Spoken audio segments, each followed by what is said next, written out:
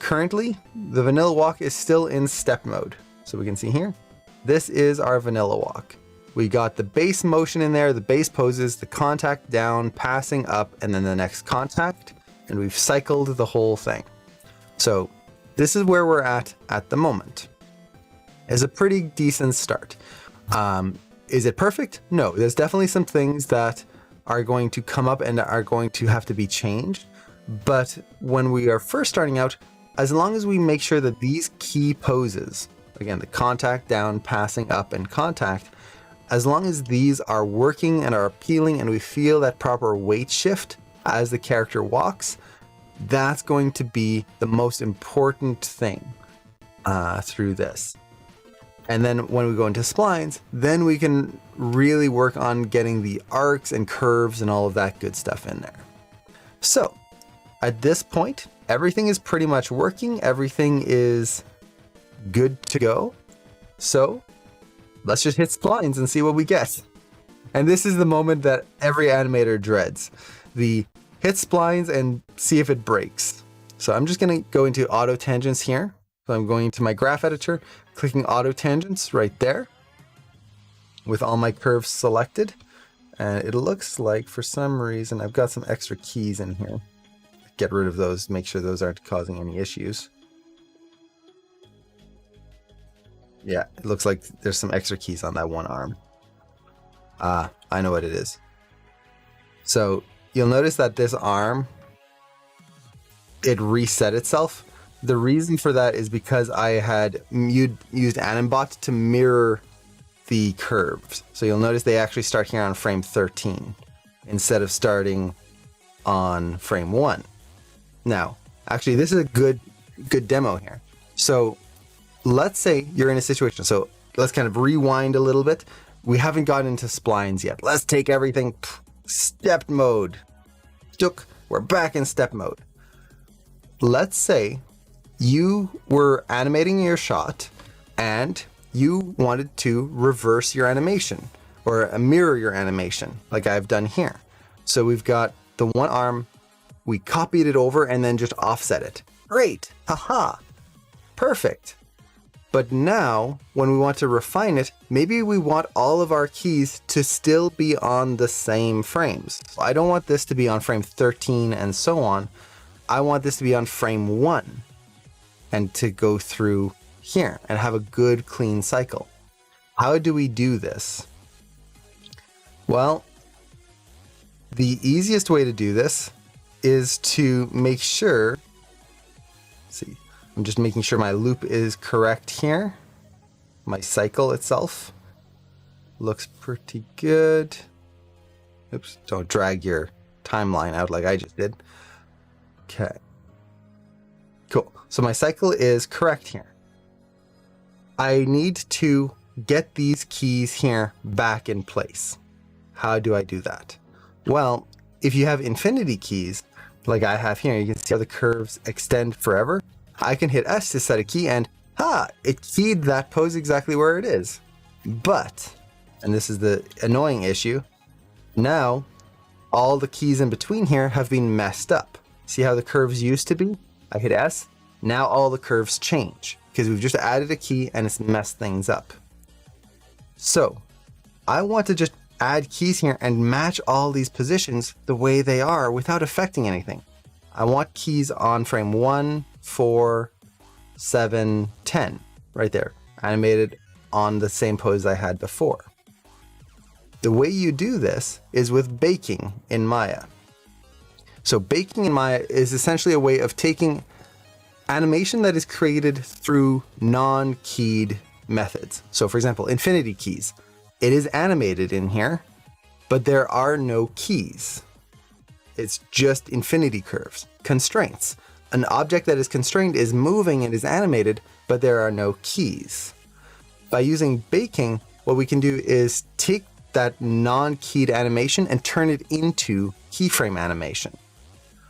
So what I'm going to do here is just select all of these controls, go to Edit, Keys, Bake Simulation here, and I want to set my start and end from frame 1 to frame 10 here. That's where I want to bake this. I want to save all of this information here as keyed information. And I'm going to sample every 3 frames. So that's going to put a key every 3 frames. So if I do this and hit apply, watch the graph editor. Right there, all of those keys there have now been matched exactly where that curve used to be. Done. Now once I've done that, I can just delete all the extra keys at the end, and I've got my perfect cycle. And now it's all keyed properly and I don't have any offsets. Now, do you have to do that? No, if you're using infinity keys, you're all great. But at least for me, when I'm working on that first spline pass, it can be helpful to have everything on the same frames instead of having offsets here and there and then having to try and remember which curves and which controls have these offsets. So, if ever you're curious about how to do that, there you go. Once again, it's not something you always have to do. That's really something that'll come up when you're mirroring animation and then trying to match keys again. So with all of that, let's double check our walk. Okay, it's in place. Cool. Now, back to the beginning of the demo. We want to go into splines. Perfect. So I'm going to select all my animation here, select all my curves in the graph editor, and just hit the spline button, auto tangents right there. And then let's just scrub through super quick, make sure all the controls are moving in splines. There we go. So let's just see how this looks. Yeah. It looks okay. It's not terrible. I'm not seeing any like major knee pops. There are definitely some in there, but it's not bad. It's definitely not good though. So let's kind of take a quick view here on the side view. So if we look at this, overall, not terrible, but there's a few major things that we want to look out for. The first thing is the foot contacts.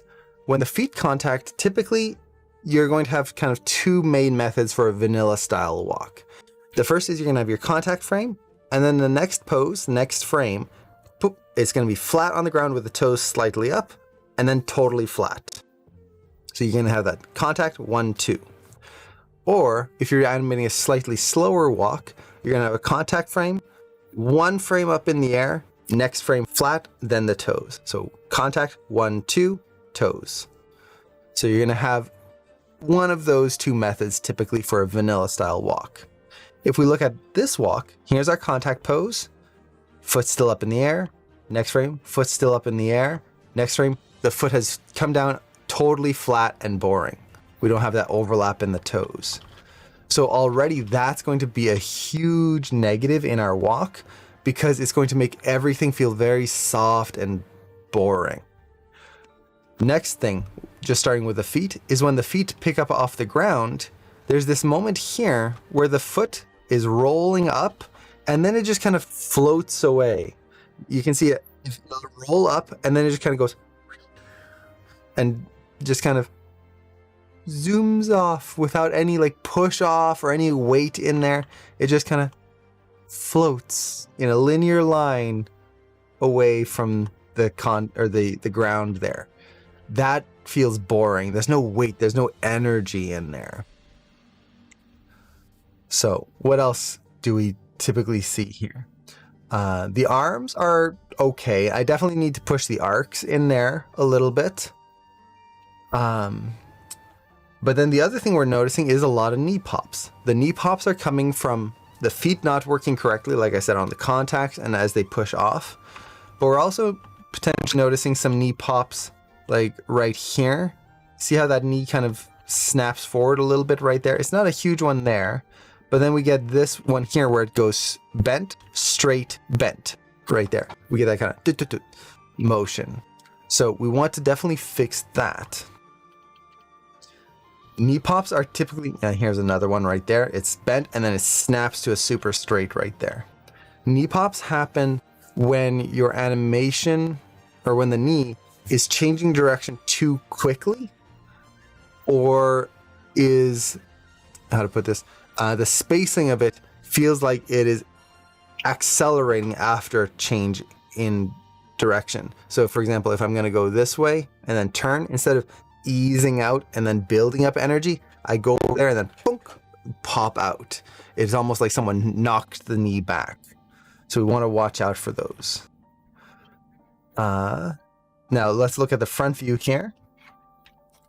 Overall, this isn't too bad. I feel like the translate X of the feet, the motion side to side, is a little sharp.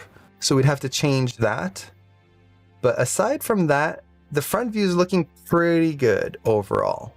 The translate Y also feels like it has a little bit of a drop, so we'll be able to adjust the curves for that as well. I also feel like my hand poses, I mentioned this at the end of the last stream, the hand poses aren't super appealing right now. I need to adjust this super quick. Now this is a easy, fast change. All I need to do is take my finger controls here, and I'm just going to relax the hand a little bit right in here. It feels like it's a little too curved. So I'll do that on the other hand here.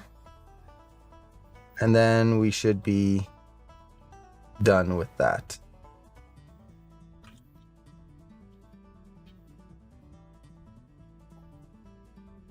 Okay. Get that pinky a little bit more curled here. So there we go. A little bit more relaxed. Now to make sure that we don't have it sliding around, I'm just going to take all my hand controls here and then copy those to all the other frames.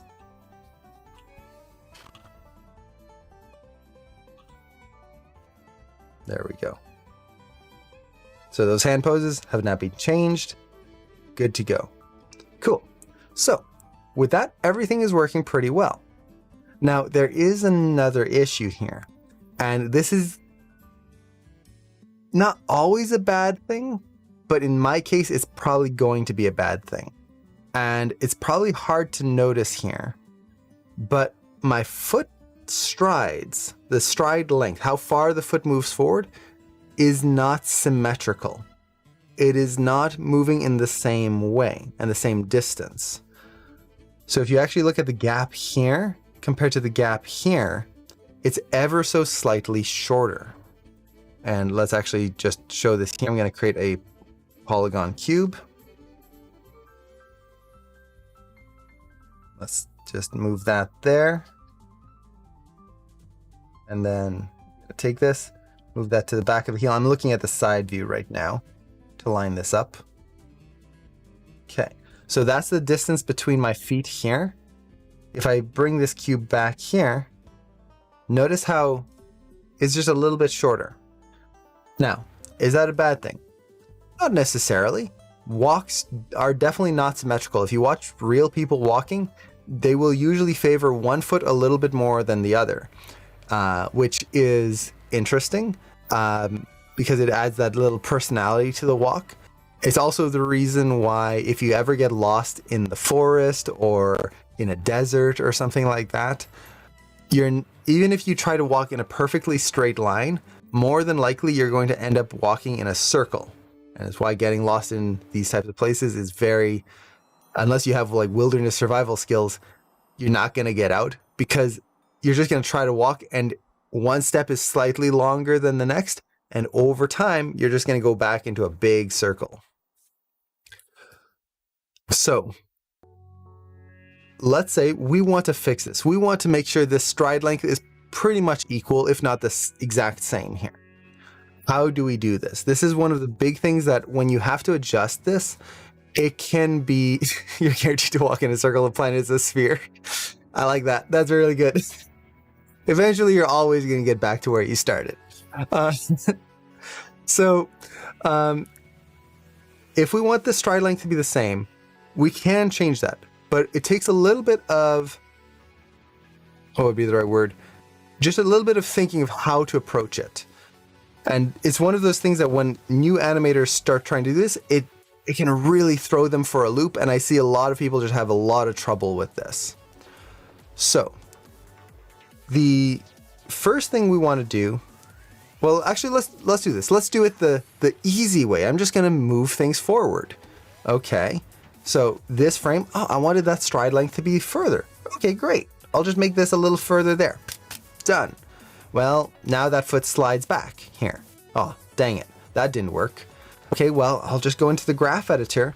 I'll take my keys here and I'll move those forward. There you go. Now it stays in place here. We see that right there. It contacts, stays in place. Hey, perfect. Done. Except we just made the stride length here different.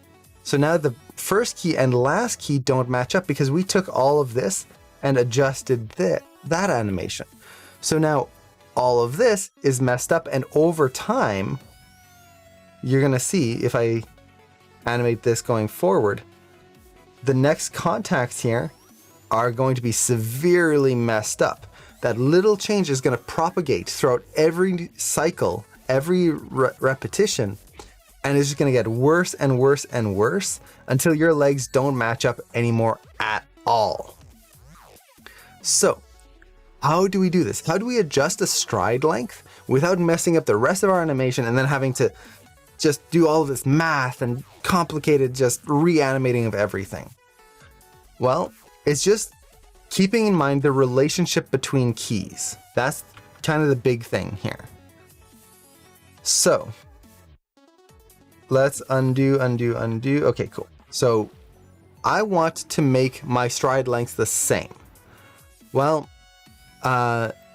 let's first figure out, oh, and let's see, what if you do it with all of your TZ on the feet and cog? That's exactly what we have to do, but we have to think through it. We have to think of which keys are we going to move and how are we going to move them. So to make this easier for ourselves, and this is what I'll do in my own animations, I try to round out the numbers. So for example, right here, our foot stride is going from this foot here, which is at a translate Z of 0, which is good. It makes it the math a little easier, to this one here, which is going to be a stride length of 47.863. That's a lot of numbers to try and keep track of. I can just adjust this here. 48. Boop. You can see it's a tiny little adjustment, but now that's just going to make things a whole lot easier for myself. Now, when I do that, I also want to make sure that all of these strides are the same. So this should all be 48 right here, like so. So now I know my stride length from one foot to the next is 48 units wide. That's pretty easy right there. Cool. So I've adjusted this pose here. I would then need to make sure I adjust my last pose. Otherwise, I'm gonna get that disconnect because I just changed that first frame here. So to fix this, we could do that now, or because we're gonna be adjusting all our keys later, I can do it in just a little bit here. So we've got this first step. Okay, that's done. Perfect. Now our foot comes forward here, contacts on the ground. Well, we know that the stride length is 48 units. So now we can make this, with just some simple math, the same length. So if this is at 48, the next foot should be plus 48. So right here, that would be 96. 48 plus 48. So right there, now I have the exact same stride length in my feet right there. Great. But we run into that issue that we were running into before, where now the foot contacts the ground, but the rest of the animation is either going to slide or disconnect. So we need to take all of our foot animation and move that forward, again, like I was showing. Take that so it doesn't slide back, but now we've only disconnected the foot even more. It's going to have this weird offset and the legs are going to stretch. So how do we get this to match now? Well, what we need to do is to take our translate Z of all of the different attributes that are moving forward. So this is going to be the hips and both feet. I'm going to look at the translate Z of these. Now this is going to be a little tricky to look at here because all the keys are overlapping. So what you can do to make this a little easier is go to view and go to stacked view mode. This is going to lay out the curves one on top of each other like this instead of all overlaid. So here we have our rotate, or our hips moving forward right here. This is the foot we just adjusted. You can see how it goes up and then slides backwards. And then we have our other foot right here. Well, all I need to do is take all the keys that have to move forward and move them forward together. Now, what you don't want to do is just click and drag globally like this and move it forward, because certain keys shouldn't move. You have to be careful, and this is where you have to know how to read your graph editor. So for example, we know that all of these keys have to move forward up to this point right here, like so, to match up and so they don't slide around. Great. So we actually have the distance we have to move our keys right there. That's really nice. Now this is your other foot. And if ever you're not sure which key is, or which curve is which, you can go to View, Curve Names, and just show Always. And now you can see here's our right foot, here's our left foot, and here is our Translate Z right there. So for the other foot, we don't want to move this key right here, because that's where the foot is staying still. It needs to stay at that position. So really the only key I have to move is this one, because this is going to be the next contact. As long as I move that one, I'm good. But if I want to, I can move any of these ones here as well, just to kind of keep that connection in there. So I have to be very careful. What am I going to move forward? And how is that going to affect the stride? So essentially anything but this one right here. Now for my Translate Z, once again, it's pretty much any key up to this point right here, because I don't want to affect my contact pose before. The whole reason we moved that forward was to have that nice step in there. So I can kind of take all of this or remove that key. You have to think through this. There's no like, oh, just like these keys and you're going to be good every time. You have to think through your curves. The most important thing though is that I do not select this one. That's going to mess up my whole cycle. So I take all of these and I'm just going to hold down Shift and middle mouse drag to move them up, right up until this lines up again. So now I've snapped all of these keys in line, and if I scrub through, there we go. We get a nice stride and everything moves through like so. And I didn't have to do any math or anything to figure out the difference. You just move it and let it snap itself. Done. Okay, perfect. Now with this, I can just go to my last key and make sure that I have a clean cycle, because we didn't move that, or we didn't copy our animation from the beginning to the end here. So we just want to make sure that that same frame is exactly the same. So to do this, my preferred method is just take all your curves and then go to the first frame, middle mouse drag to the last key right there. So it resets it right there. And then we can just take our Translate Z of the whole walk here, as well as the PVs here, as well, because those are gonna keep going. And then we just need to move these up. So take all those keys here, move those up till they match the foot that's staying still. So this curve that's flat right there. And we just need to move it until boonk, it snaps right here. There we go. A perfect cycle. Right through there. So let me just double check. So that foot, yeah, that should be 144. There we go. 96. Perfect. So we now have our perfect cycle right through there. Done. Once again, the way we got to that is by just making sure that we are moving the entire body and both feet forward once we increase the stride length. But we are not just moving a whole chunk of keys. We have to be very selective in there. Let's see, a mentor previously suggested a trick as well involving the lattice deform tool. Have you ever used that method? Is it viable? You can use it. But again, it just comes down to knowing which keys to select.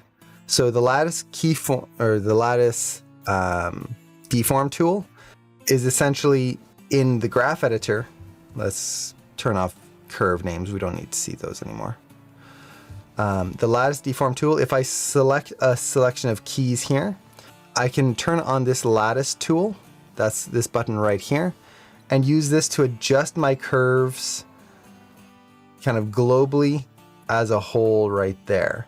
And this can make it much easier to not lose the nice clean curves you've already done. So that's where it comes in handy. The overall process is going to be exactly the same. It just gives you that ability to get the nice clean arcs and not lose everything that you've already done. That's really the only difference. So yeah, the overall method is the same. And then let's see, how many keys do you typically have on your body TZ? I've heard multiple answers to this, where some people say one at start and one at end, some say TZ keys on the contact poses, others have far more. Is there a typical method to this? Honestly, it really depends on the walk. So for me, I typically have a key on my Translate Z on every key pose. So contact down, passing up, contact, like I have here. The big reason for this is that while it is true a walk is linear, so I could take my Translate Z of the hips here, and I could delete every key in the middle, set my curve to linear mode right there. Perfect, a nice straight linear walk. Great. The problem is that our walks aren't always linear. As humans, we do have a little bit of a sway to our walk. As you fall, think of it this way. When you reach out and contact the ground, your foot reaches out and then it's at an angle, you hit the ground.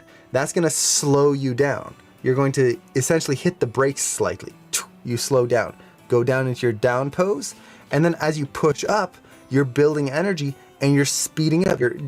Imagine like it's a small jump. That's essentially what you're doing. You're pushing yourself up, speeding up, going up. You get that little bit of hang time on the up pose. You contact the ground, you slow down again.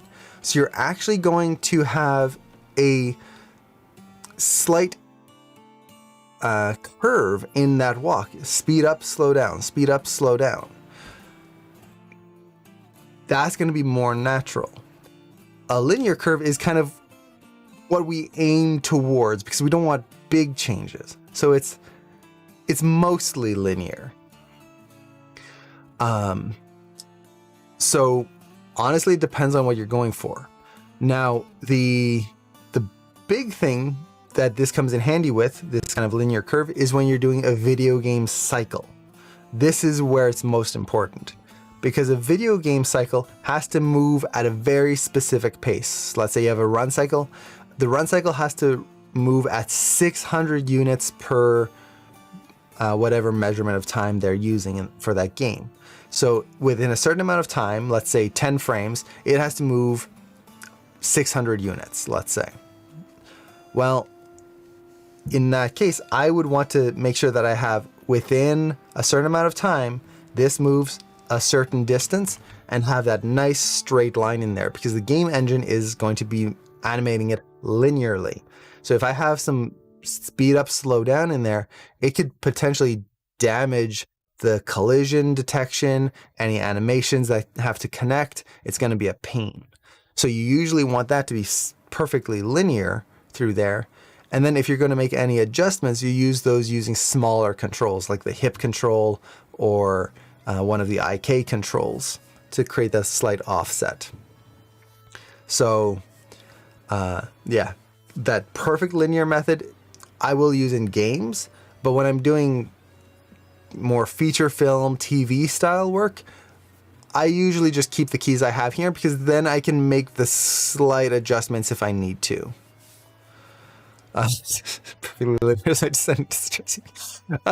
There's a story here that's developing with the stress eating. See, I've had issues in the past where attempting to keep it linear for a basic walk cycle caused the body to either outrun or be slower than the foot positions. Is this simply an issue of my gait distance? Have I posed my feet wrong? So just to answer the question there, if you keep it perfectly linear, you will most likely run into certain issues when you are animating a a basic walk cycle, because once again, we are not machines. We do not walk perfectly linearly. So you will have small adjustments in there, but they will be small. If you're still noticing big issues with your gait, and you're really having to have it speed up, slow down to work, more likely it's not that the hips are having the issue. It's either that the feet are not working correctly, the way they're pulling up off the ground, or contacting. It could be that the rotations of the body and the other elements of the body are not working correctly, or it could be that your key poses at a base level are not animated correctly. So the passing pose isn't quite right and it's throwing things off. So if you're having to make like big changes in your Translate Z to make the walk work, it's most likely that something else is not set correctly. Let's see, this has been my most difficult struggle with walk cycle so far, the TZ relationship between body and feet. Any advice for me? Okay, yeah, so it's double checking your key poses and then making sure everything is working the way it should, especially the rotate Y of the body. That's going to be a big one. The Translate X of the body, a lot of people tend to just not put that in, and that's going to affect your legs a ton. So hopefully that helps.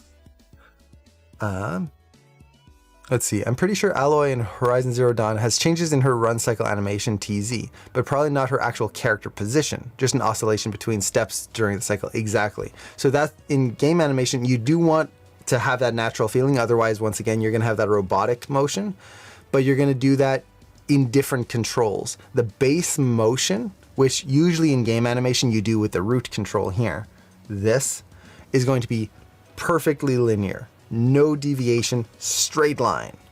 And then you build the variations within some of the other controls. So it's actually a forward backwards motion versus an oscillation in your Translate Z, that forward motion, if that makes sense. At some point, maybe in a future demo, I can show how to do a run cycle, like a video game run cycle, and how the approach should be slightly different. So, with all of that, our character is now in splines. We've fixed the Translate Z. I do want to make sure and go over my key poses one more time, just to make sure they are correct. If your key poses are slightly off, everything else is going to be slightly off as well. So, right here, I've got my passing pose. I want to make sure this is feeling like it's passing and slightly leaning forward. That's good. Goes forward here. Very nice. Contacts the ground here. Contact is good. I feel like that knee might be a little overstretched. No, it's good. So I just did a quick double check to see if the knee is overstretched and hyperextended, or if it's got a slight angle in there. I personally prefer the slight angle because it helps avoid big knee pops. Down pose here. Next passing pose, leaning forward. Now, let's see. I feel like this passing pose isn't quite forward enough. 8, 7. And then, so what I'm doing to double check this is I'm looking at the foot translation. So the foot translation here is 96. And here I have the translate of the body at 96.88. So it's slightly ahead. If I look at this, my Translate Z for the foot is 48, and the body is at 47. So it's slightly behind, just numerically. So I'm going to adjust that super quick here and make sure I'm moving this in world mode. Just slide that forward a little bit. Does it make a huge difference? No. Do I have to worry about making the cycle like perfect again? No.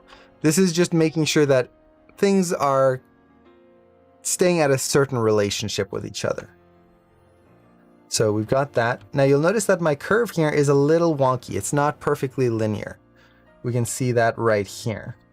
If you do want to make the perfectly linear curve like I showed yesterday, the way I like to do it is to look at my passing poses. So I'm going to have my passing pose here, frame 7. This is good. I have that in the position I want. Go to my passing pose here on frame 19. Okay, that's where I want. I'll just delete all my other keys right there, set this to linear, and then just add keys back in right there. There we go. We've got the perfect linear walk cycle right there. And then from here, I can go in and adjust it if I need to. So it gives me that base to work off of instead of hoping that I'm somewhere close to where I need to be. And then you can see that I've now got a slight bend in the knee on the contact pose here. Well, I can easily change that just by adjusting a little bit of the foot positions and whatnot. Or once again, because a walk cycle isn't perfectly linear, I can just take these keys here, let's not go too far with it, and slightly move it back just a little bit. So we don't have to stay on that perfectly linear cycle right there, but we're gonna get to that as we go. So at this point, we've got the walk cycle pretty much in splines. It's getting there. Our stride length is good. Our translate Z is pretty much set. Now we need to start refining stuff. Where do you start? Well, it really depends on your walk and just on your preferences. For me, my starting point is always the hips and the feet. Mostly because the spine, the head, all of that stuff doesn't matter. It really doesn't. All of that stuff, the spine, the head, the arms, they all build off of the core motion of the hips. So if the hips and the legs are not working, nothing else will. And I could try to fix all the head arcs and everything, but then if I make a change on the hips, it's going to change everything that I've already done. So hips and feet are going to be first. Now, which one do you go with? Again, it depends on your preference. And sometimes it depends on the shot. For this shot, I'm going to do a quick pass on the feet first, and then I'll go back to the hips and then go back to the feet. It's not just a one, then the next, then the next, and then the next. The big reason is when you change one thing, it's going to change another. They're all interconnected. The reason I want to change the feet first is because the feet have very specific things that need to happen that are not happening. So we talked about this earlier, where the foot is contacting here, and you get this really slow contact right there. Ugh, it's so boring. I don't want that. I want a nice, solid, quick contact through here. So what I'm going to do is first I'm going to lower the height of the foot just to help straighten that leg out here. And I'm going to copy that over to my last frame. Make sure that stays the same. And then I'm going to start just animating things on ones. This is a big part of splining, is adding more keys where you need them. So the feet need a lot more keys than the body does. So for example, on frame 2 here, that foot roll, let's just set a key on everything. That foot roll is going to be 0. And then the toe, in this case, the toe tap is going to be slightly up here to get that little bit of drag. And honestly, it should be up here as well. So it stays up there. And then once again, I'm going to copy that to my last frame to make sure I get that cycle in there. And then on frame 3 here, once again, let's set a key on everything. That toe tap is zeroed out. So now we get that nice solid contact. So right here, dunk, boom. See how now we don't get that slow motion. Just saw Tom's comment. So there we go. Now let's do the other foot. Just let's get the contacts out of the way. So foot roll, I'm going to lower this a little bit. Something around there. And then let's actually get that toe tap in there as well. Something around there. Next frame, set a key on everything. Foot roll, 0. Toe tap, let's drag it a little bit. And then next frame, once again, set a key. Toe tap, 0. So now we get these nice solid foot contacts right there. They're not sliding. That is huge. When you're going into splines, I see a lot of people when they first present their spline shot, the feet are still easing down. This is one of the quickest that you can fix that takes almost no effort, but makes a huge difference in your shot. Now, as you're doing that, keep in mind that it's not always just that one frame. Sometimes you're gonna have 2 frames to contact. So contact, down, then flat. Anything longer than that is going to start feeling a little odd. Just like your comment, Chris. It's one of the most common mistakes that people will run into. So like anyone who's doing a vanilla walk, I remember when I was a student, I had the same thing. But it's that realization that once you have your main key poses, as you go into spline, and this is something that applies to any shot, not just foot contacts. When you go into splines, now it is not the time to adjust your curves. Now it is the time to put more keys in where you need them. Because Maya, or whatever program you're using, is not going to be smart enough to know what should happen. It's just going to put keys in there and hope for the best. So instead, we need to go in and tell it, okay, we need this sharp contact. And just adjusting curves is not going to be enough in there. Okay, so from there, let's do the pick up here. And I'm going to do the pickup on this foot here first, just because it's going to be, or sorry, not that foot, this foot here, because it's going to be a little easier to see what we're aiming for. So the first thing, and probably most important, is making sure that the foot just eases out of the ground and picks up nice and quick. That's the most important. The other thing is making sure that the foot here doesn't just slide and float away. We want that push off in there. So how do we do this? Well, we're gonna need some more keys. So first off, let's focus on getting that foot to push off properly on the ground. So right here, see how from frame 16 to 17, the foot just slides away? No, we don't want that. I want to keep pushing off the ground here. So I'm gonna copy frame 16 to frame 17, just middle mouse drag to frame 17 and then key. And then I'm going to increase the foot roll.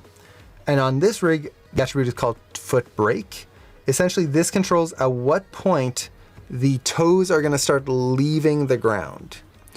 On most rigs, the way this works is the foot brake just determines the angle that the foot itself has to reach before the toes start picking off the ground. So for example, if I set this to 90 and we watch this foot here, the foot is going to get to 90 degrees straight up and down here, and any further than that and you'll see the toes lift off right there. If I set the foot brake to, let's say, 45, now when the foot reaches a 45-degree angle here, that's when the toes leave the ground and we start to pick up off the ground and rotate from the tip of the toes right there. Okay, cool. So that's how it works. Do you need to know all the math and all the angles? No. Essentially what I do is I just want to roll the foot forward a little bit, get that angle that I want, and then I just take the toe brake or foot brake down until I get the angle here that I want. That nice push off right through there. So we get that. Frame 18. I want this to start pushing off a little bit more, maybe leaving the ground here. Now what I don't want is a mix of attributes. When I animate with the foot roll when the foot is on the ground, and the moment that the foot's in the air, I use rotations. Here, so let's actually go here. So this was a key I posed early on. You'll notice all rotations are in here. Foot roll zeroed out. If we go back here, foot roll is in there. I've got no rotate X or Z. The foot is flat on the ground. Great. But right here, we are getting foot roll and we are getting rotates. Not so good, because now as we're polishing this, we're going to have to polish 2 sets of controls and counter animate them to make this work. I don't like that. So I'm going to set a key here on frame 18. And I'm just going to zero out the foot roll because at this point the foot should be in the air. And I just match the previous pose. So the foot is over here. Look, it goes up. Maybe I'll drag that a little bit more here. And I'm just watching my spacing of the heel as it raises up here and watching the arc. So something like that. Now, is it perfect? Nope. But we're not trying to get perfect right now. We can refine that a little bit more. But now we get that nice push off right there. And if we want, we can add a little bit of toe tap and drag those toes slightly. But I'm actually not a huge fan of adding a lot of drag to the toes because it's just not really natural, especially if your character is wearing shoes. If you ever watch people with shoes, you are never going to see that foot reverse direction. It just doesn't happen in real life because you've got a sole of the shoe that the whole point of it is to give support to your foot. If it's just flopping around, it's not really doing its job. Now in animation, we can do that for like 1, maybe 2 frames, add a little drag just to make it more dynamic. But it depends on the type of walk cycle you're doing. If you're doing a more realistic walk, I'll just kind of straighten that out a little bit. And then we're going to have an overall toe raise instead, which I'm going to show in just a little bit when we get into the polish stuff. So we've got that foot push off in place here. Great. Now I just need to make sure that my foot roll. So I'm going to go here into my graph editor, my foot roll. Where are you? Right there. This should just have a nice ease out. So if we look at this here, because we hand keyed things, we are starting to get that nice ease right here, but it's a little bit messy. So I'm just going to clean this up slightly. So as it comes through, make sure we get a nice clean arc through here as much as we can. Maybe push this up a little bit more so we get that nice curve up here. Something like that. So we just get that ease out. Here it's a little high, so I can lower this, and I'm going to lower my translate Y to avoid the knee snapping there. But there we go. A nice ease out. I get the perfect spacing on my heel. Done. There we go. And you can see how the other foot here, the difference in this step. Now, let's actually close the graph editor. So here, watch that, the way the foot raises up. It goes up, picks up, and we just go, and we get that nice push in there. Now, if we look at the other foot, see how it just kind of, it has this weird slowdown right here in the heel, and then it picks up and it just kind of slides, then pops, and you get that weird transition in there. So we want, once again, to make sure that transition is nice and clean and we're getting things where we want it to be. Now, question. I definitely understand the benefit of having that clean transition between ground and air in the case that anyone, ever, has to look at your graph editor or work with your file, such as a mentor or colleague. But is there a benefit for yourself if you're just working alone in a file?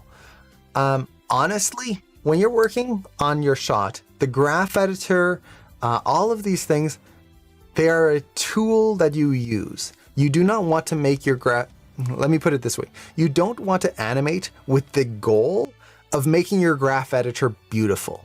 That's not the goal. The goal is to make your animation as beautiful as possible. That's what's important. If your graph editor has wiggles and whatnot, but the animation itself is just beautiful and looks gorgeous, who cares what the graph editor looks like? Regardless of who else might work on your shot, the end product is what goes up on screen. That is the important bit. When I'm using the graph editor, the reason I'm cleaning it up as nice as I am right there is because I know that's going to make my poses, in this case, work the best that they can. And I'm going to avoid any weird stuttering or kind of wiggle in this moment. But there will be other times when I will want to keep the little bit of shakes or the little bit of odd moments in there to keep that feeling that I have in my shot. And we might get to this when we get to the body. So when you're doing all these transitions and whatnot, the goal of these is not for someone else, not really. The goal is to make it so that it's easier for you to work with, so that you're avoiding counter animation and that you are giving yourself a good framework to work with so that you're not guessing on how to fix things. Yeah, exactly. So why does this look weird? Checks the graph editor. Ah, there it is. Exactly. That's it. If I'm looking at the foot roll here, let's look at this foot, for example, foot roll. I can look at this and go, oh, yeah, that's definitely what's causing the issue. There's this pause right here. For anyone who doesn't know how to read the graph editor, you essentially just look at it in terms of speed. So the flatter a curve is, the slower the motion is. The steeper it is, the faster the motion is. So this is the foot roll. As the foot is peeling up off the ground, it's going slow, fast, fast, fast, slow, fast, fast, fast. Why would the heel slow down halfway through a motion? It shouldn't. It should just keep going. So we need to fix that. We need to make sure that it has that nice, just easing motion in there. So this kind of brings us to another element. So now we're adjusting the other foot. It's going to be the same things, but there's going to be a slight difference here. And that difference is that we are dealing with the first and last frame of our animation.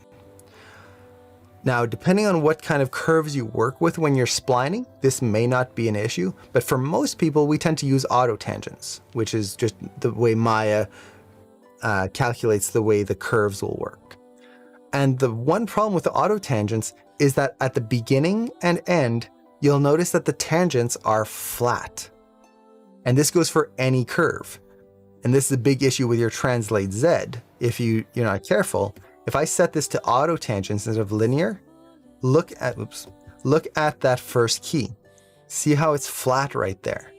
This is going to create a weird shift when you loop your animation. There's going to be this little kind of on every single control that loops. Everything is going to go and slow down on that cycle and then go back up to speed. And then you're going to cycle again. And it just gets a little weird like shift and messiness in there. We don't want that.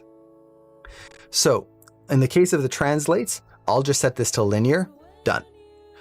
But in the case of most other curves, what we are going to need to do, and which foot are we working on here? This one. What we're going to need to do is just match our curve angles. So this is where infinity curves helps a lot. All I have to do is look at how the curve is going in here before and then after, and then adjust my tangent here and here so that they line up like so. See how that now makes a nice clean transition and we don't have that weird hitch? That's much better already. So once again, I can go in here, just make sure that my foot has a nice ease motion in there, right in there. Now this, you can see how it's slowing down at the peak. I don't want that. So I'm just gonna go bip, like so. Keep speeding up, speeding up. So here I'm doing it in the inverse order, where last time I added my keys in to get the foot push off. Now I'm adjusting the roll first.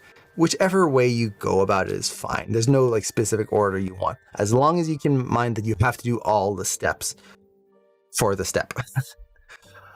So now I have that nice roll off motion here. As you see the foot picking up off the ground right there.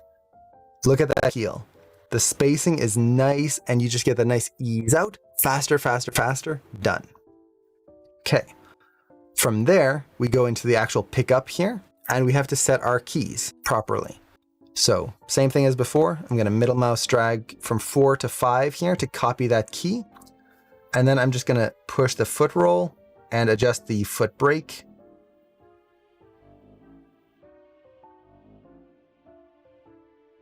Right in there. So we get that foot going up. Something like that. Maybe a little too much foot brake. Something more like that. So like that. And then on this frame, set a key on everything. And then I'm just going to zero out my foot roll and just pose my foot in place. Now, Like we've talked about the graph editor and okay, look at your graph editor and all of that cool stuff. That's very helpful. Like we were saying before, it's very useful for certain moments. At this point, I'm not looking at my graph editor. What I'm doing is I'm putting my foot where I want it to be. Who cares what the graph editor says? I'm just looking at my actual animation and going, okay, where does this foot need to be positioned for this to work well and to look the best that it can? That's it. So I'm just going to adjust that right there. And there we go. Now, the big thing that I want to avoid is that foot sliding backwards. At no point should the toes slip back, or like if I look at this position right, well, let's look at it on bigger area here, right there.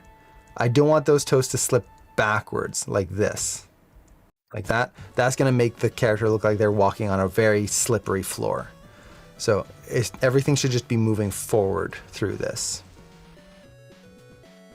Okay, so from here, we've got all of that in place. Now if we look at those feet, just the feet, don't look at the hips, we've got a pretty solid foot motion in there. We've got the push off and we've got the contact. Everything is working cleanly in there. So with all of this, great. Now there is one potential issue. It's not really a big issue. If it works out, fine, don't worry about it too much. But right at the foot contact, if you look at your graph or your channel box here, we're running into an issue like we talked about before. So here the foot is in the air, foot roll is 0. Next key is contacting the ground, rotates are zeroed out, foot roll has come in. Great. Frames before that, in between those two, we've got foot roll and rotates. I'm not a fan of that because once again, let's say I want to adjust the angle of this foot here.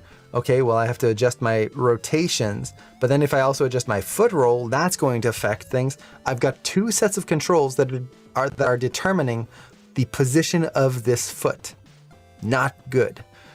It's going to lead to counter animation and just make the graph editor harder to read, make potential issues happen in there that you're going to spend more time fiddling around with. No, I'm not a fan. So I'm going to set a key here, the frame before the contact. Just set a key, zero out my foot roll, and just reposition that foot where I want it to be, with the rotations and everything the way I want it. Right there. So now it comes through, and now you'll notice the frame before that, it's fine because we're not getting that transition that the splines was giving us from a key that had no foot roll to a key that had foot roll. We removed that transition.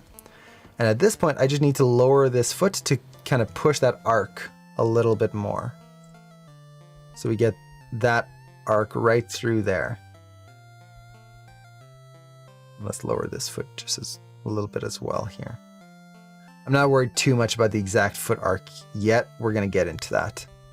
So now we have this nice smooth contact right there. And we're not going to deal with any counter animation of foot roll and rotations fighting each other. Okay, let's do that for the next step here. So as it comes through, once again, frame before the contact. Let's select that other foot here. You'll notice we've got foot rolls and rotations. Ugh, kind of a pain. So set a key, zero out the foot rolls, rotate that foot, kind of get it into position here, and I just frame through, just see where it needs to line up here. And I think I moved the wrong frame there. So let's kind of get that in place there. And then I just need to take this frame, lower that down. So we get a nice swoop, contact. There we go. So with that, our feet, let's look at it from the front view, are pretty solidly refined. There is definitely work that needs to be done, but we're not dealing with any of the spline garbage, I guess you could call it, that Maya or whatever program is going to give you. You now have this solid base and things are working the way they should. It doesn't mean that it's final. We can still polish it even more, but we've got a solid base to work off of. And we're not going to fight pops in the knees and things that are happening that could easily be avoided just by putting a few extra keys in there. So with that, what's the next step? Well, again, this is up to you. Now we can go up to the hips, make sure all of those are working before coming back down to the feet, or we can keep refining the feet. So at this point, we could really push the arcs of the feet, all of that good stuff, or start doing the hips. For me, I kind of like to bounce a little bit back and forth, mostly because if you just kind of go 100% on the feet, okay, get them all polished, everything's in there, beautiful, oh, it's amazing. You go to the hips, oh shoot, there was a big issue that I didn't notice before on the hips, I have to do a big change. Suddenly everything on the feet has to be potentially redone. So I'm not a fan of kind of getting one section up to polish before touching the other. I work in steps. So I'll do a little bit of the foot, a little bit of the hips, back to the foot, back to the hips, back, and bring everything up. And then from there, I'll move to the spine and get that working. So let's look at the hips here. So we'll just zoom in here. Just focusing on the hips. We're not really worried too much about the knees right now. And overall, I think the hips are working pretty well. The biggest thing I'm kind of feeling right now is that the hips are almost hitting a wall as they go across. Like right here, if I look at the very edge of the hips here, they are kind of just stiff right there, not moving. That's not great. I want to have that nice moving hold. Think of a pendulum going through the scene here. Now, before we start tweaking this, there might be times when you're animating something like this and you're going, you know, those arms, they're just in the way. I want to focus just on the hips, but the arms are just always in the way. How do I fix that? Well, there's a few different ways. If you've got a rig with proxy mode, typically what you can do is set that and turn off the limbs through the proxy. So for example, if I select the root control here, I can take this rig, set the body resolution down to proxy right here. So this is going to be just the default lowest resolution you can get in your rig. And then you'll notice that you get this new control right down here. And right here, I can turn off the head if I wanted to. I could turn off the arms. And now I can just focus entirely on just the body right through there. And you can see how that makes it a little easier to focus just on the core mechanics without some other thing kind of getting in the way. So that can be very helpful. But what if you have a rig that doesn't have a proxy mode? Or maybe I want to focus on this, but with the nice skin and like flexing that it has. The proxy mode, you notice, was simple geometry. There's no skin to the character. It's just polygon pieces. I want to be able to polish this with the fine details in there. How do I do that? Well, to do that, we can actually just hide pieces of geometry in the viewports. To do this, I'm going to make sure body selectable is turned on right here on the rig. So now I can actually select the body itself. And then I'm just going to hide the curve so I don't accidentally select those. I'm going to select the faces of the arms here. So there. And then let's go into wireframe mode so that we can see this a little bit more clearly. And I should have saved because I might have just crashed Maya. Darn it. So let's see. Is that for the hips and foot as a group, or do you hit the upper body at the same time for the same reason? So I usually do the hips and foot together as a group because those are what everything else is built off of. If I start adjusting the spine too early, if I make a change in the hips, I have to redo all the changes I did in the spine. So I'm not going to get the hips and feet polished before I touch the spine. I do want to kind of connect those in together, but the feet and the hips, those are the most important thing, because any little change in that is going to propagate down through the entire rest of the body. So let's just select the arms. Now, a quick way to select like just the arms here is just to select a bunch of faces here in the middle of the arm. So I'm just going to select a ring here and then a ring right there. And then you can hit the, what was it? I always forget the shortcut. Shift and comma and period key to grow the selection. So if we go into wireframe mode, Shift period is going to grow this selection. It's going to expand it. Like so. Now, you'll notice that it's taking quite a while. So what I usually like to do is start up high here, because the biggest area is going to be where the arm connects to the body. And then grow this right up until I get into the shoulder area. And then from there, I can just add to that selection right through here. So this takes a little bit of time when you're first setting up, but once you have it set up, it's actually not so bad. And to be fair, I'm also using the high-res version of this rig. If I was wanting to be a little bit more time conscious, I would set this up on the low-res version. So give it some time here. Select that. And then I'll show another cool tool for selecting things. So here we were selecting in groups using the typical Maya picker, or like click and drag to pick things. But let's say I want to select this arm a little bit more quickly.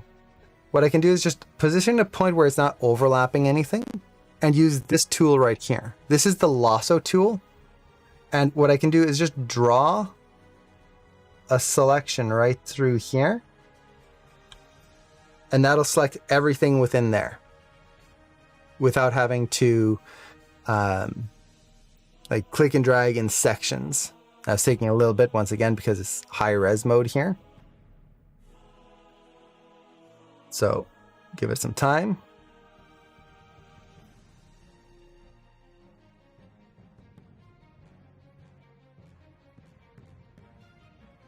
Okay, I might have to skip the rest of this demo. I've demoed this before, but it's a little too slow here, so I don't want to spend a ton of time just hiding arms. So essentially what you would do now is with these arms selected, you would reverse your selection. So hold down Shift, click and drag over everything. It'll flip the selection. I'm not going to do that because it's working so slow here. And then you would click this Isolate Select button right here. So because I have the arms only selected, what we're going to get is, give it some time. So this is kind of the opposite of what we want. I don't know why it's taking so much time today. Normally it's much faster. It might be my computer, honestly. Let's see. So give it time to think here. It's the off-topic question. In my broad jump, some said one pose is off balance. How do you know when you're allowed to have an off balance pose? It depends on momentum. There you go. So let me answer that in a little bit more here. So now you'll see with the Isolate Select, now we just see the arms right through there. And I could just watch the arms going through the scene right there. So that would be one way that you can do it. Once again, if it worked a little faster, essentially I would reverse that selection and then I would just see only the body, not the arms, and I could polish everything up in there. Because it's taking so darn long, we're not going to worry about it. We're just going to go in proxy mode. It's going to be a little faster there. I don't want to spend... This is the other thing with animation. You don't want to spend a ton of time. If your rig is slowing things down, go to a lower resolution and work faster. It's much better to work a little lower res, but get that speed in there than trying to get all the high details, and every little change you do takes like 2 minutes. That's not a great way of working. And then yes, if you do want a better way of doing the exact same thing I was showing here, that plugin that A to the J just posted, a great plugin for just hiding certain parts of the body and essentially making your own proxy version of the rig. Very nice. So with this, before we actually start going into the hips, just to answer the other question, how do you know when you're allowed to have a character off balance? It all comes down to momentum. So when you are animating a character and you want them to be imbalanced, there's two ways of looking for balance. Let me bring this in here and actually draw this out a little bit. Okay. Make sure my pen is good. Okay, cool. So to make sure that your character is in balance, typically there's two ways of doing it. The first, let's actually just draw a body here. Simple little body. So we've got a little character here. Let's just get my eyes. Beep. And this character is going to be balancing on one foot. So I'm going to have this foot here kind of up off the ground this way. And then the other foot down on the ground here. And we're actually going to put it flat on the ground. So something like this. Now, how do you tell if a character is in balance? Two different ways. First, and probably the most useful, is you find their balance point. Where is their weight putting down on the ground? It could be the heel, it could be the ball of the foot, it could be the toes, whichever it is, you find that, and then just draw a straight line up. And there we go, straight line up, right there. Your character should be evenly balanced between both sides of this line. If they are favoring one side more than the other, in this case, yes, they definitely are, they are out of balance. So what I would want to do here is take this leg and place it under the character here, somewhere around there. So when I draw that line, they are evenly balanced on both sides. So this is pretty balanced right there. The other way to determine it is you look at the pit of the neck here where your clavicles meet, find that point and draw a straight line down from there. And that point should be over top of your balance point right there. Now, both work, but in different situations, it'll be a little different. So this is one way to do it. Now, with that said, the next thing that happens is when you build momentum, your balance point changes.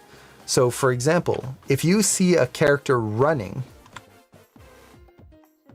like if you think of Scooby-Doo and the way Shaggy kind of runs in Scooby-Doo, he's kind of got this forward lean to his body here,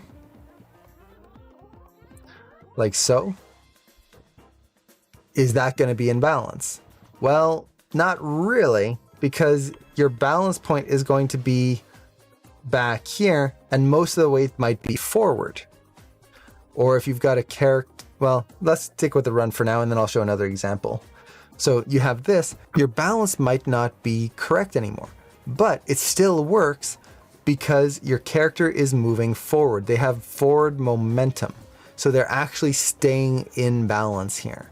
The same thing, like if your character is running and they have to take a big turn, or you'll see this in like soccer videos and stuff, you might have a character that's like doing a kick here. So their foot's coming back here and they are on the ground like so.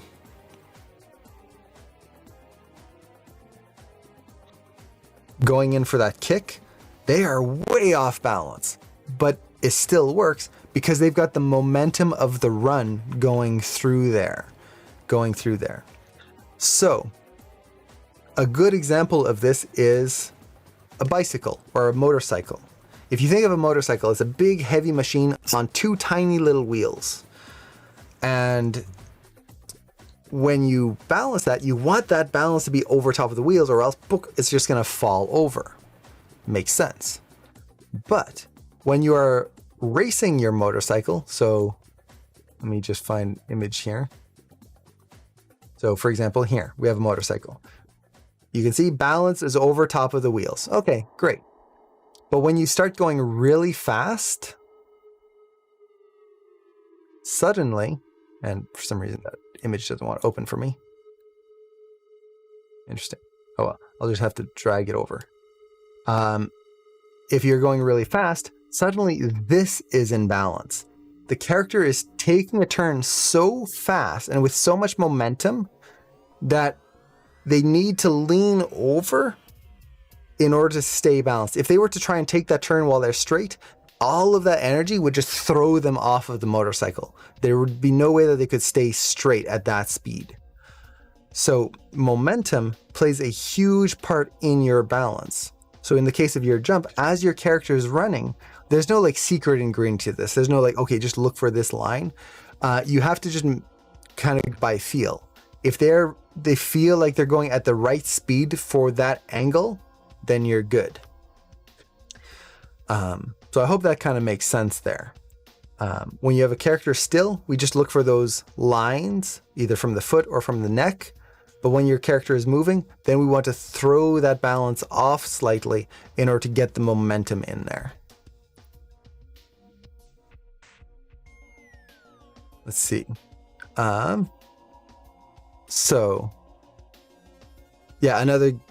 Character direction changes. That's another moment where you're going to have that happen.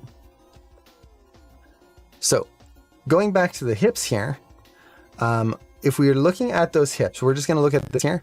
I'm getting a little bit of a wall hit right here, just a tiny bit where the hips come through. And if you just look at this edge of the hips, see how it kind of just holds this pose for a few frames here. It's not necessarily bad, but it can feel a little odd when that happens. So what we're going to be looking for is areas that are plateauing. You can kind of feel it here. See how these two keys right there are kind of really close together. This is creating that plateau feeling and that feeling of the hips just sticking. So what I would want to do here is just pull this back ever so slightly. Now, how far back do I go? Well, really just until I feel that difference in these two poses and we feel those hips start to come back a little bit. Not too much, but just enough that we don't get that odd plateau.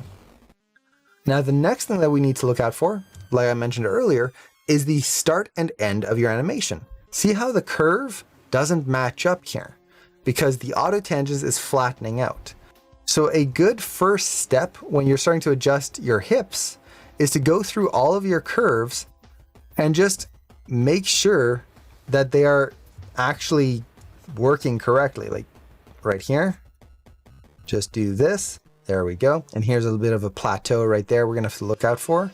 This is good. And then I'm also just going to look at my rotations of my hips right here. Make sure that these are working. So the rotate Y, this is fine because the peak is the beginning and end. So that's actually going to be flat. We want it to be flat. But the rotate Z here, that's going to be adjusted right there. So just by doing that, that's going to help make our cycle much cleaner. And we're not going to have this little weird hitch every single time. Okay. So that's feeling pretty good. I feel like the translate X on the other side, yeah, that one's fairly decent. I think I could maybe lower that a little bit here. Maybe adjust my curve just a bit right through there. Okay. So now we've got that side to side. That looks pretty good. Now I did say right at the beginning, remember I mentioned that the translate Y felt like it had a little bit of a hit in there, almost like it was bouncing. And not just like a nice up and down motion, like a slam in there. So if I look at my curve here, I can kind of see where that is. The curve is very flat, flat, flat, flat, boom, down pose. Then it goes up, and then this one's a little bit better. We get a curve. So right here, definitely it's going to feel like there's a sudden drop because that's what's happening. There's just a literal boom, sudden drop right there. So I need to adjust this. Now, what I'm going to do here, first off, is take my contact pose and try to lower it slightly. I don't want to go too far because I do want to keep a bend or a straight in that knee right there.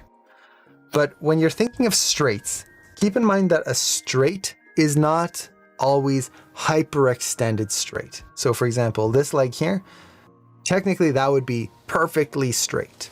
Yes. But if I just have a slight bend in that knee, that still counts as a straight. That still works. So here, I'm going to kind of find that sweet zone where it looks straight, but it's not overly straight. And then from there, I can just exaggerate my translate Y on the up pose to get that nice round arc in the hips here. Right through there. Okay. Now let's look at my other curve here. I'm also noticing that my Y goes up higher on this leg than this leg. So I might have to double check that. Is that a problem? Not really. Again, our walks are not symmetrical. So if you've got a slight offset like that, don't worry too much about it.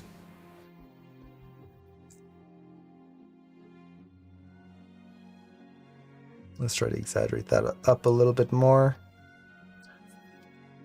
So we get something a little bit more like so. A little bit rounder at the tops there. Now, we talked about adding extra keys in. Oh, and Isa, thank you so much. Oh, Blaze, thank you so much for the gift. And Isa, welcome to the subs. I've got no gifts for subs, unfortunately. One day I'll think of something. But welcome. Hope you enjoy being a sub. Okay.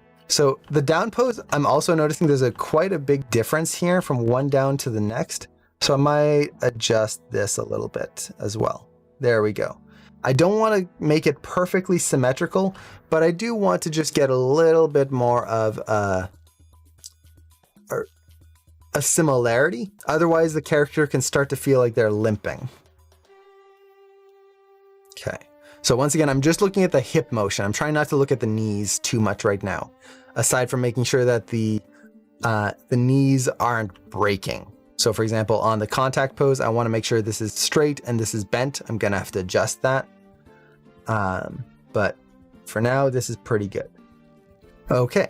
So we talked about adding extra keys on the foot positions, making sure that the contacts and all of that work much more detailed. We can also do the same thing on your hip motions. So for the hips, especially the translate Y, one thing that I like to do is add a little bit more detail on that down pose. And the way I like to think about it is that it takes more energy to push up than it does to drop. When we drop, we're going to drop very quickly. But when we push up, it's going to take a little bit more time to build that energy back up.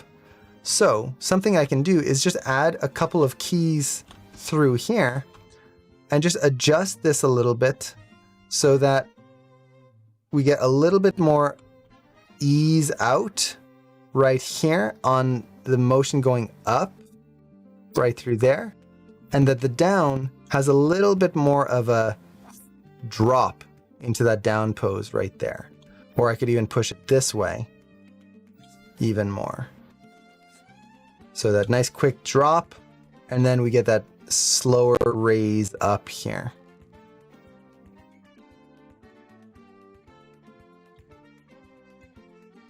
So just trying to build that in a little bit more cleanly, so I don't just have the default Maya curve.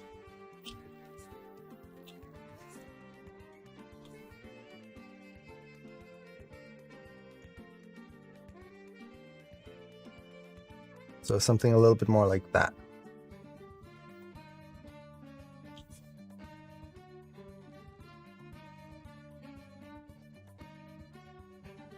And what this will do is help avoid the hips feeling they just go up and down evenly. We're going to have a rhythm to the up and down.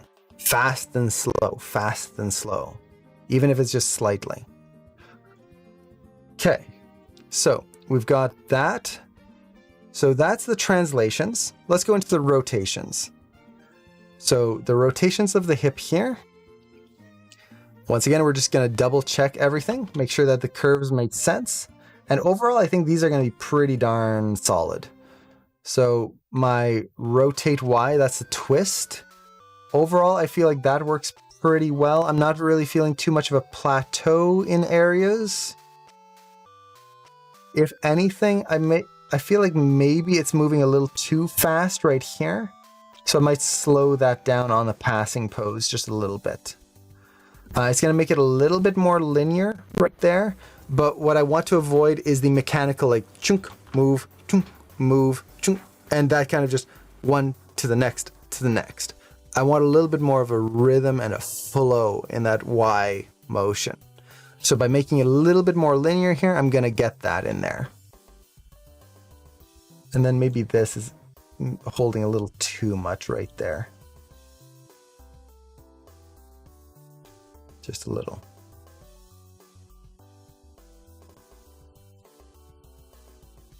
Okay, so a little bit more like that.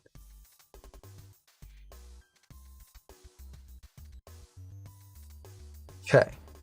Now you'll notice that my knees are kind of getting issues. That's fine. I'm right now just focused on the hips, making sure that those hips make sense and not overly breaking the knees. Small breaks are fine. Now for the rotate Z, this is the sway in the hips here. There's definitely something odd happening. See how the curve goes fast, then slow, then fast right there? That's not great. Same thing here. So I want to really push this and get that nice clean arc through here so that we're not dealing with any weird like bugs in our curve right through there. So just clean that out right here. Once again, does it matter that the curves are perfectly clean? No. What matters is how it looks in the animation here. But in this case, I know that any little hitch that I see here, we're going to see in the hips. We're going to feel that. And I just want that nice, smooth motion, nice organic pendulum motion in those hips there. So I'm just going to exaggerate that through here a little bit more. There we go. So now we've got that sway in the hips, and that's pretty much polished right there. Great. So at this point, the hips, they're pretty solid at this point. There wasn't many changes I had to do right there. So now let's go back to those feet and the knees and make sure that everything is working correctly. And now we're going to have a little bit of a back and forth here. So for example, on this pose, the contact, we need that back leg to be slightly bent, the front leg to be straight.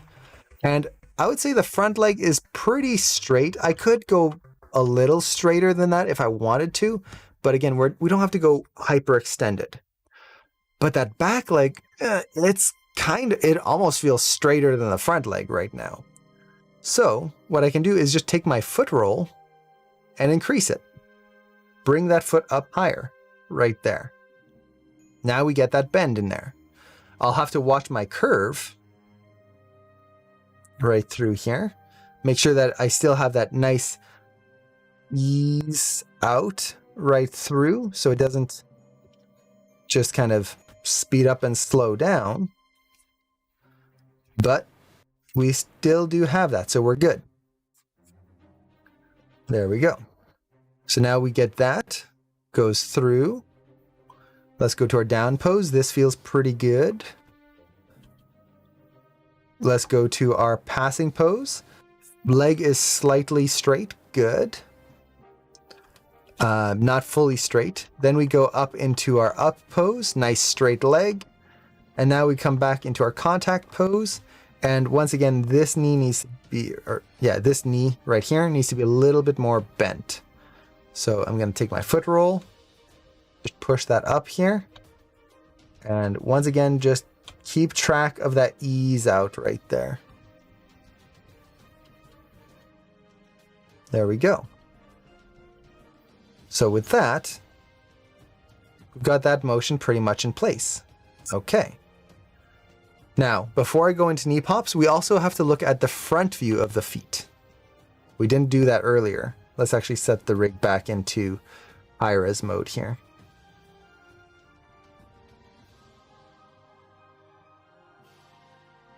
So as the rig is walking here, and actually let's just go into low res so it's a little faster.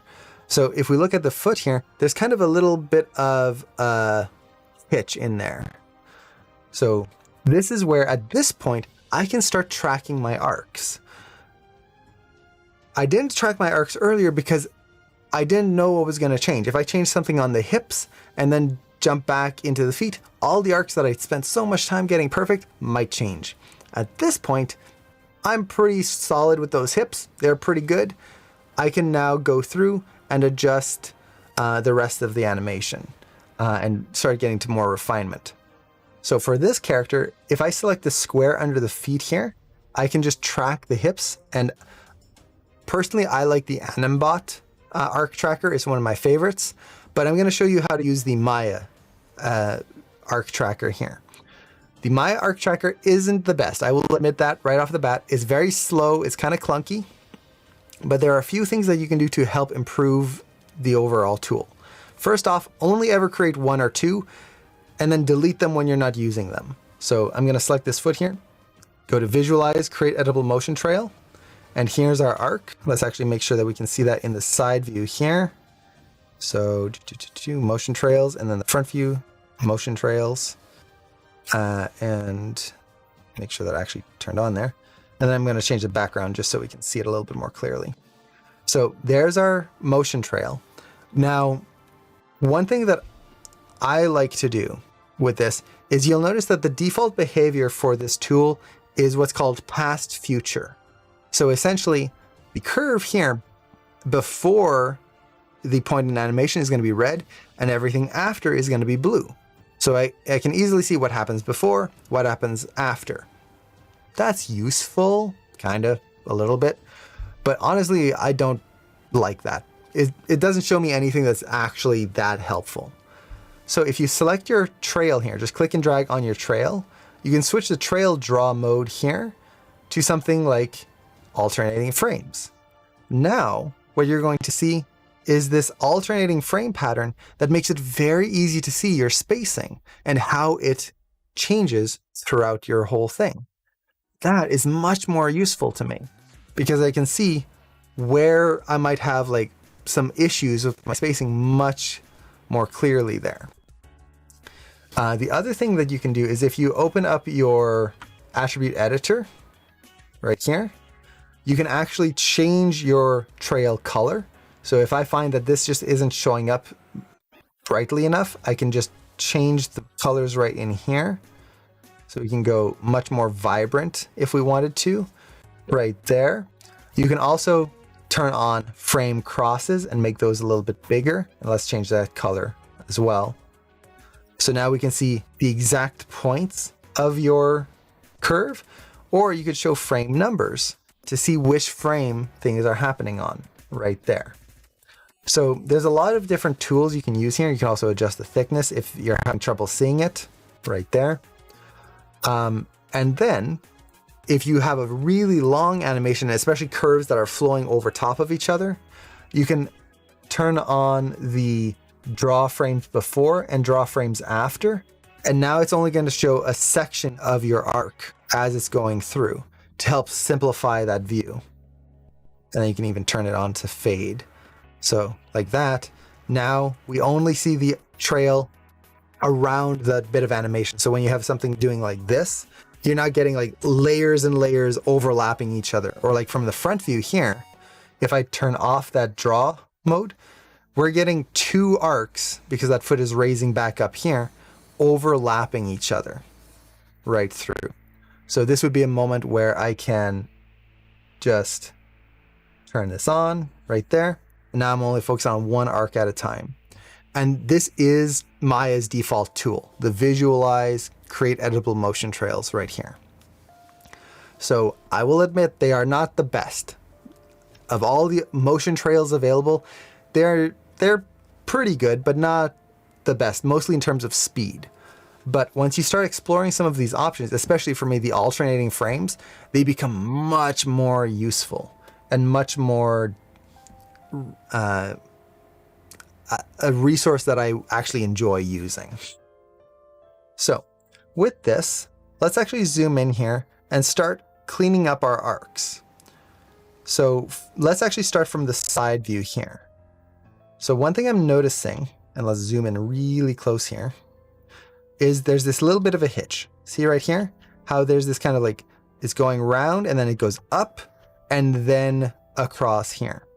The reason this is happening is because of the foot brake right there. It's affecting the foot and making it so that the arc of the foot kind of has this little bounce in there. So what we can do is we can either adjust the foot roll right here so that it kind of rounds it out, or we can reduce this foot brake in there so it doesn't go quite as high. Now you'll notice that the curve didn't adjust here.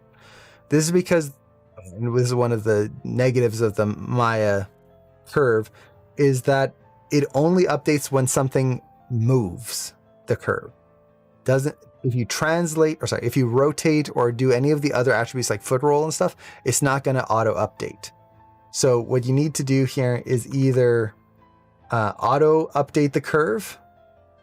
So you can do that by either recreating it, or let's see, I haven't used this tool in a while. I believe if you, not trail thickness, there's an attribute here that you could turn on and off, and then it would auto update it. But honestly, what I used to do is I would just take my control and move it and then undo, and that would update the curve. It's kind of a pain, but it beats having to remake the trail every time. So now we get something like that. Okay, we could do that. Now I actually feel like I could push this foot roll a little higher right here. So we get that going a little faster through there. Once again, I can just take the foot, move it, undo, and that should update my arc for me. Like that. So getting through there.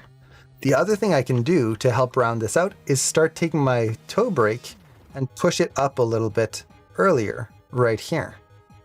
So the toes actually start to leave the ground a little bit sooner. Okay.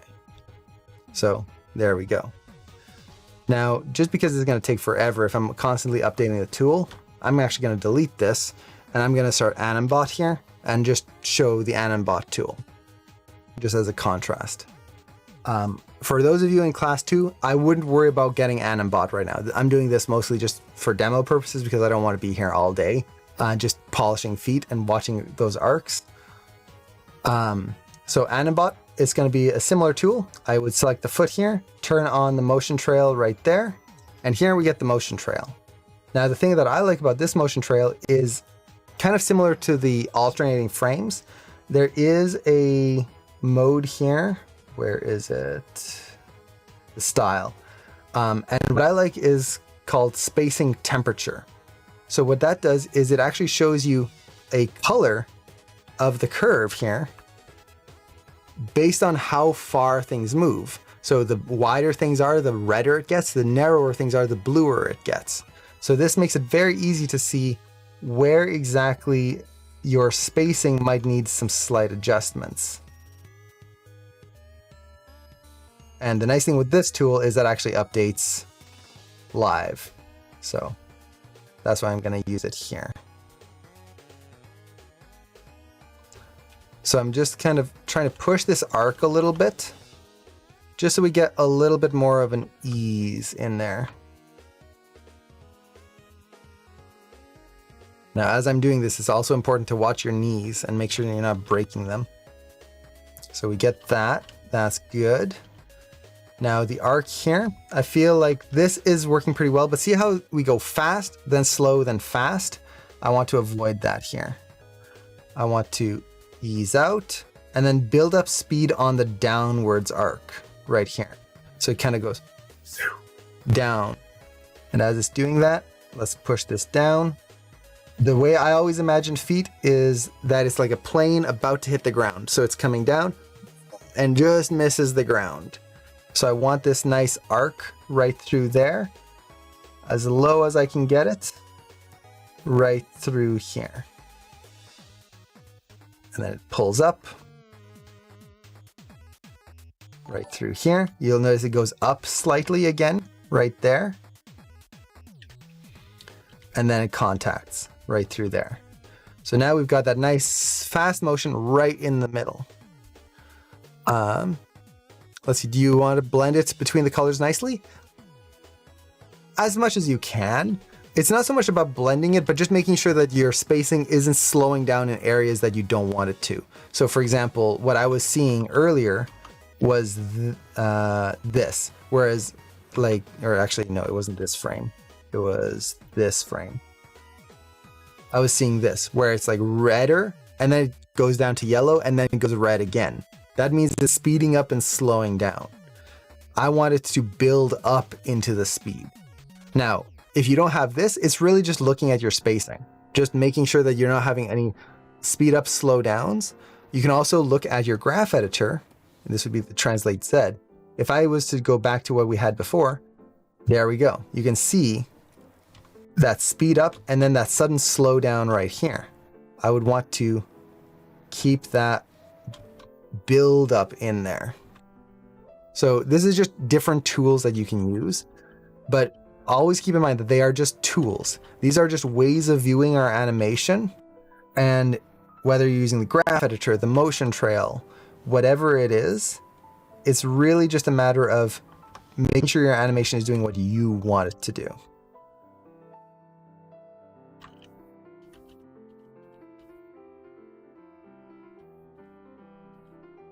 Okay, so I've got that arc here, but now if we look at the front view, you'll notice that we've got a weird little hitch here. The foot is pushing up at an angle this way. Because the feet are pointed outwards, when you rotate them up, they're going to arc out slightly. But then here, it pops back in. So what I'm going to do is just translate this out here a little bit, and then also make sure that I drag the toes back slightly. Right there. And then we go out here. Let's continue that motion. And then I want to round this out right through here. Something like that. Okay.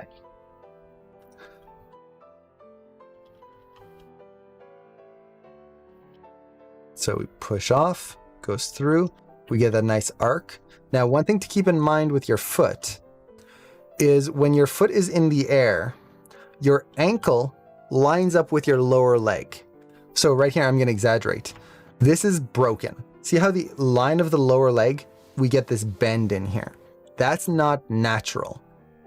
A natural motion to the foot would be this, where the foot and the lower leg line up with each other. So I'm actually going to go through here and just watch out as the foot lifts off the ground right here. I'm going to start to twist that into a more natural pose right in there. This way we don't get a snapped ankle right through there. And this is also going to help push that arc of the foot right through. Okay, so something like that. Okay, so we get that, and then we contact. Cool. So with that, I would say that foot is pretty good for now. There's still some polish elements we can do, but I don't want to get too far into polish because once again, if we change something, it's going to affect a bunch of stuff. Now, while we're still on this foot, let's just look for knee pops. So knee pops happen when we have a big change in direction or have a moment where the knee changes direction, like back and forth for no reason. So let's actually look through here for knee pop. So I'm looking at this leg right here. So overall, this feels pretty good. Comes through. I feel like there's a little bit of a slight knee speed up right here. If I wanted to, I could maybe push this foot a little bit more forward right there to help ease that and kind of just play that difference here. Or I could even use the foot roll and push this up higher there.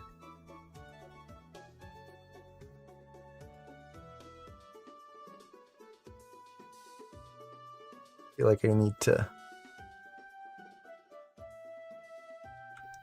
exaggerate that rotation here.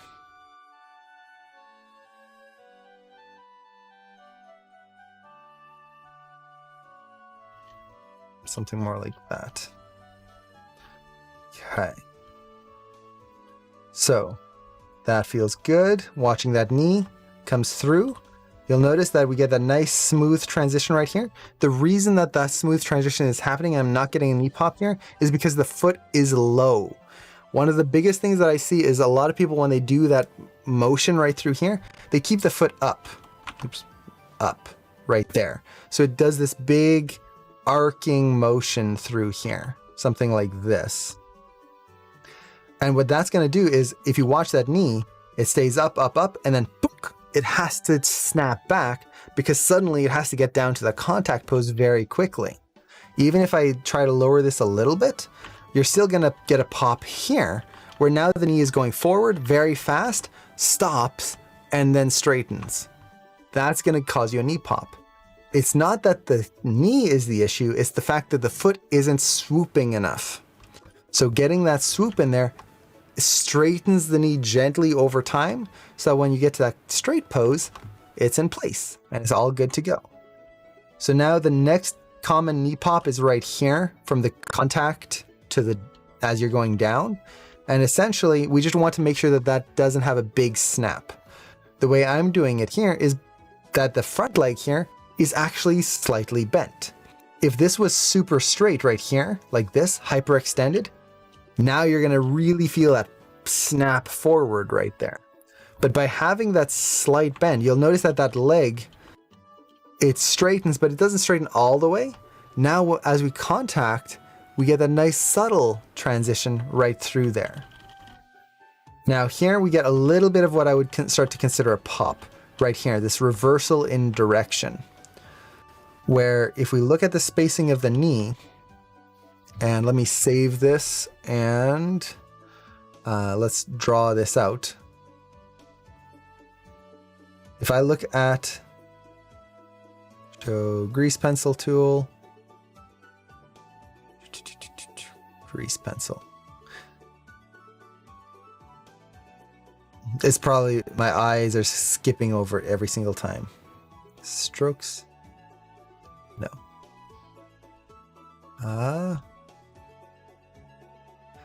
Every time, whenever it's in a demo, I cannot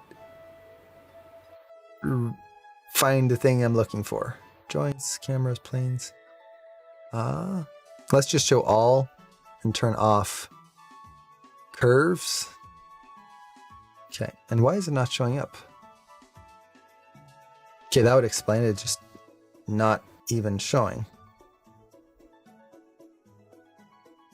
Interesting. Okay, it's in the HUD nowadays. That's it. So in my 2023, they changed it. It used to have its own option in here. Now it's part of the HUD. Right there. That explains it. A solution to everything.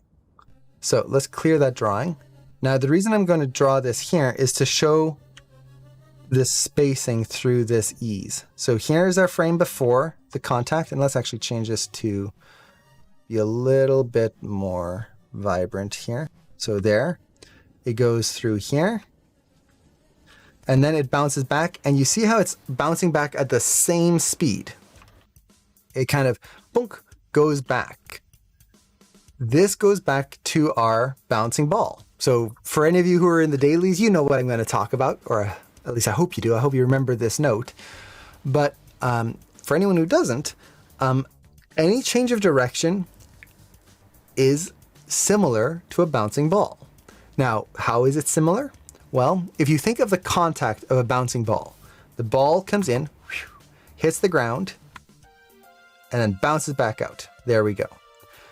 As that ball hits, what's happening is that you are building energy. That ball is falling down, building energy.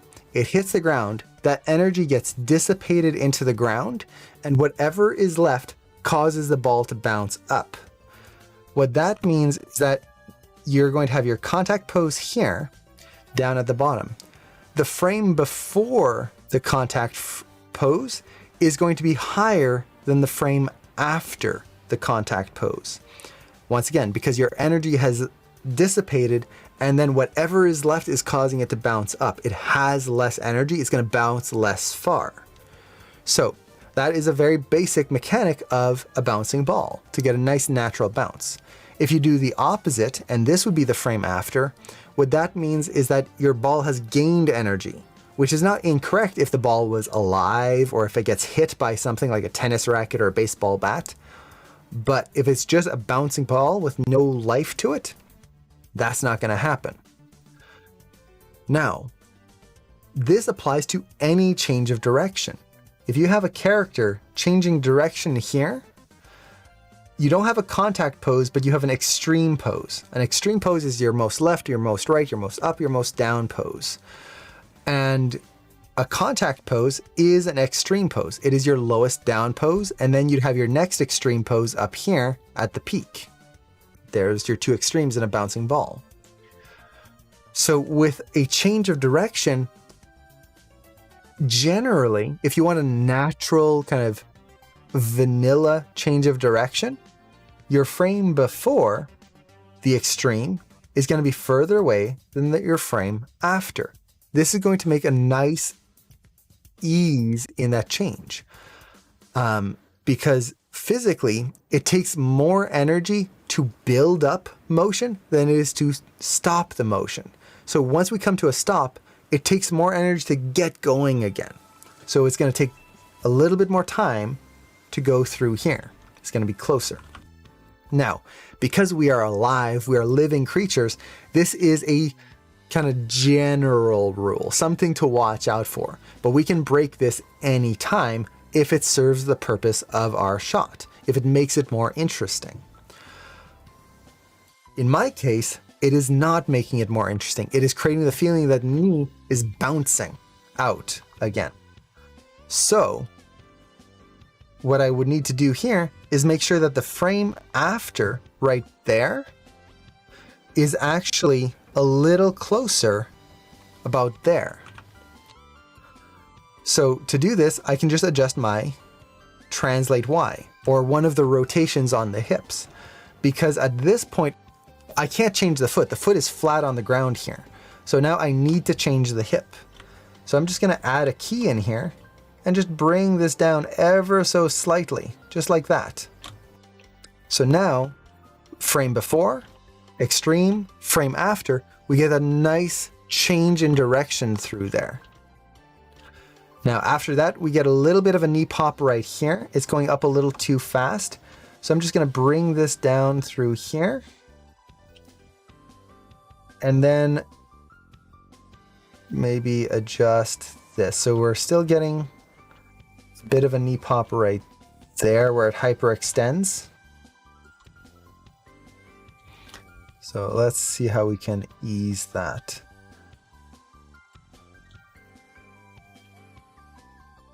So something like that works decently. Later I can adjust that and refine it even more with like a leg stretch. But my translate Y looks good.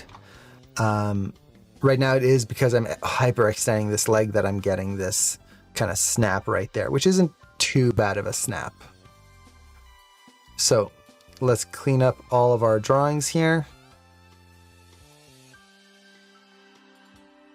And just dip, delete those, save. Always good to save. And let's take a look at our shot here. So I'm just looking at those feet and the knees now on that one leg. Let's see how it feels. Pretty good. It's got a little bit of a wiggle right in here, but there's no pops, which that's the important bit. So at this point, we just need to do the other foot. Now, I know I missed something in the chat, so let me catch up here. When do you think is a good time to get Animbot and safe for it to not be something that undermines our learning? Typically, I would say around class 3 or 4 in Animation Mentor. Any sooner than that, and you're just not going to get the full benefit of it. And it's going to hinder some of your understanding of the core mechanics. Like there are going to be some tools like the arc tracker. Well, that would be great regardless of when you get it. But if you start using all the other tools, which of course, why wouldn't you? You're paying for this program. Those can start to really hinder how you understand the way the program works, and just kind of make it so that you're too reliant on the tool and its cool features. So I would personally recommend staying away from it until you're about class 3 or 4. And then at that point, you should have a good understanding of the main motions in there. Let's see. If I throw a ball into a wall, is the ball faster before it hits the wall or after the contact? Before. So if you're hitting a wall with a bouncing ball, you throw the ball, let's say you throw it upwards here, and it bounces up this way, or it bounces the other way, whichever. It's still going to have the same thing because it hits the wall, energy gets dissipated into the wall, whatever is left is causing it to bounce back.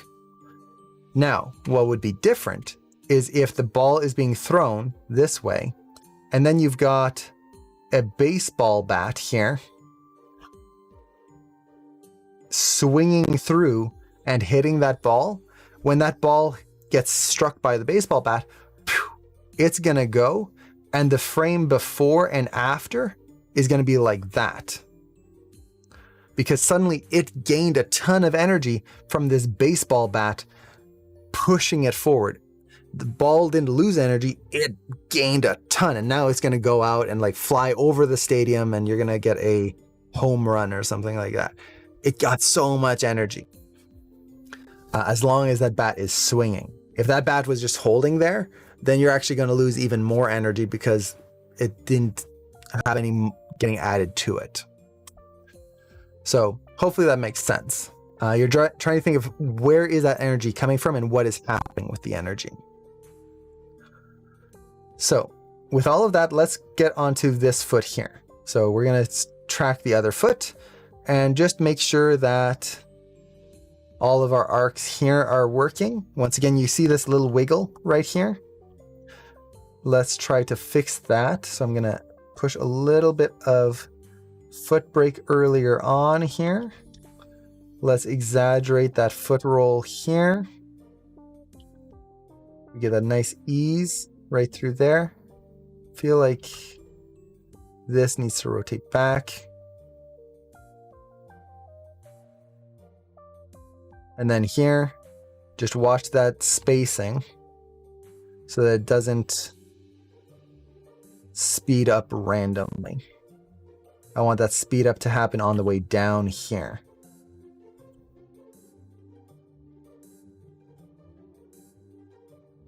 Get that nice arc through there, and I need to make sure I show my motion trails here as well, just so everyone can see. So you can see that arc that I'm trying to build right through here.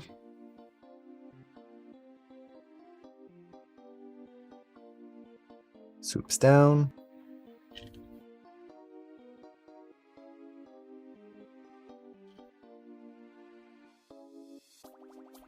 Comes back up. Contact, and I think here I can go just a tiny bit higher. So we get that little drop right in there. Okay. Front view.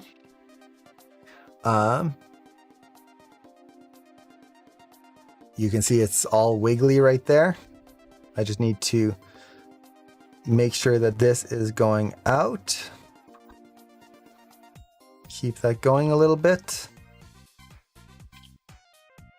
And then round out that arc here. So you'll notice I'm just doing this in the viewport. I'm not using my graph editor. I could do this in the graph editor as well. So I could just go in the graph editor, look at my translate X and clean that up. But you don't always have to use the graph editor. I love the graph editor. I use it all the time. But there are times where it's just like, put the thing where you want it to be and there you go, done. Now, as that foot gets into the air here, we do want to make sure that the ankle isn't broken.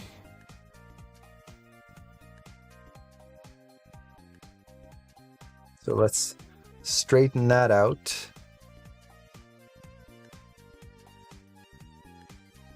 And this is going to come into play a little bit later here.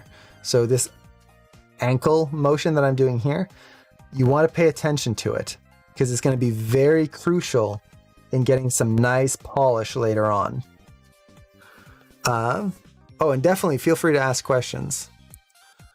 So at this point, we've got that arc for this foot pretty much in place. There we go. I feel like the spacing here needs to be a little bit further. See how it's like very close here and then it shoots out? Sound effects are part of being an animator. You'll notice the more you animate, the more sound effects you end up doing. So there we go. We get that nice clean arc. Voila. At this point, I can clean up the knee. So let's take a look at that knee right here. Nice, smooth. Okay, we're getting a little bit of a pop and change of direction here. So what I would need to do here is adjust my translate Y ideally, but because I'm hyperextending, I might not have too much of a range to play with that.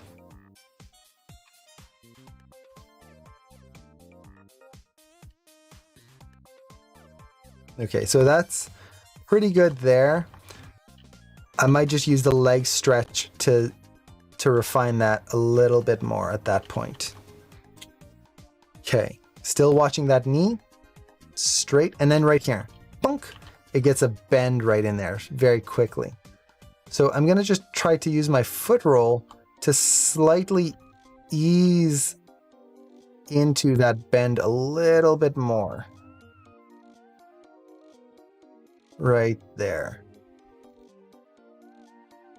So you can see how the spacing now, it just kind of slowly transitions in there. Now you'll notice my curve here is kind of wonky now. Is that a bad thing? Well, do we see it from a distance? From where we're going to have our shot? Not too bad. I think I might play it halfway. So I might lower my foot roll here and then try to play with my translate Y right there. So right here, I'm going to try to lower this slightly. So we just start to get the barest hint of a bend right in there.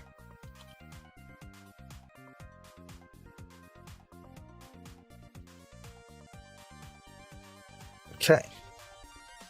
So you see there where what I was doing is I'm essentially playing around with the two sets of controls to get this knee working without majorly affecting one or the other. I don't want to go so far that I am essentially breaking part of the rig.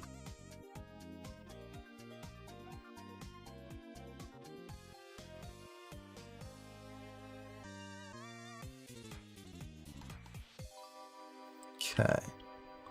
So knee comes in. Here it pops forward a little too much, so I'm going to bring this back down. Okay, there we go. Now we've got that nice smooth transition right there. Then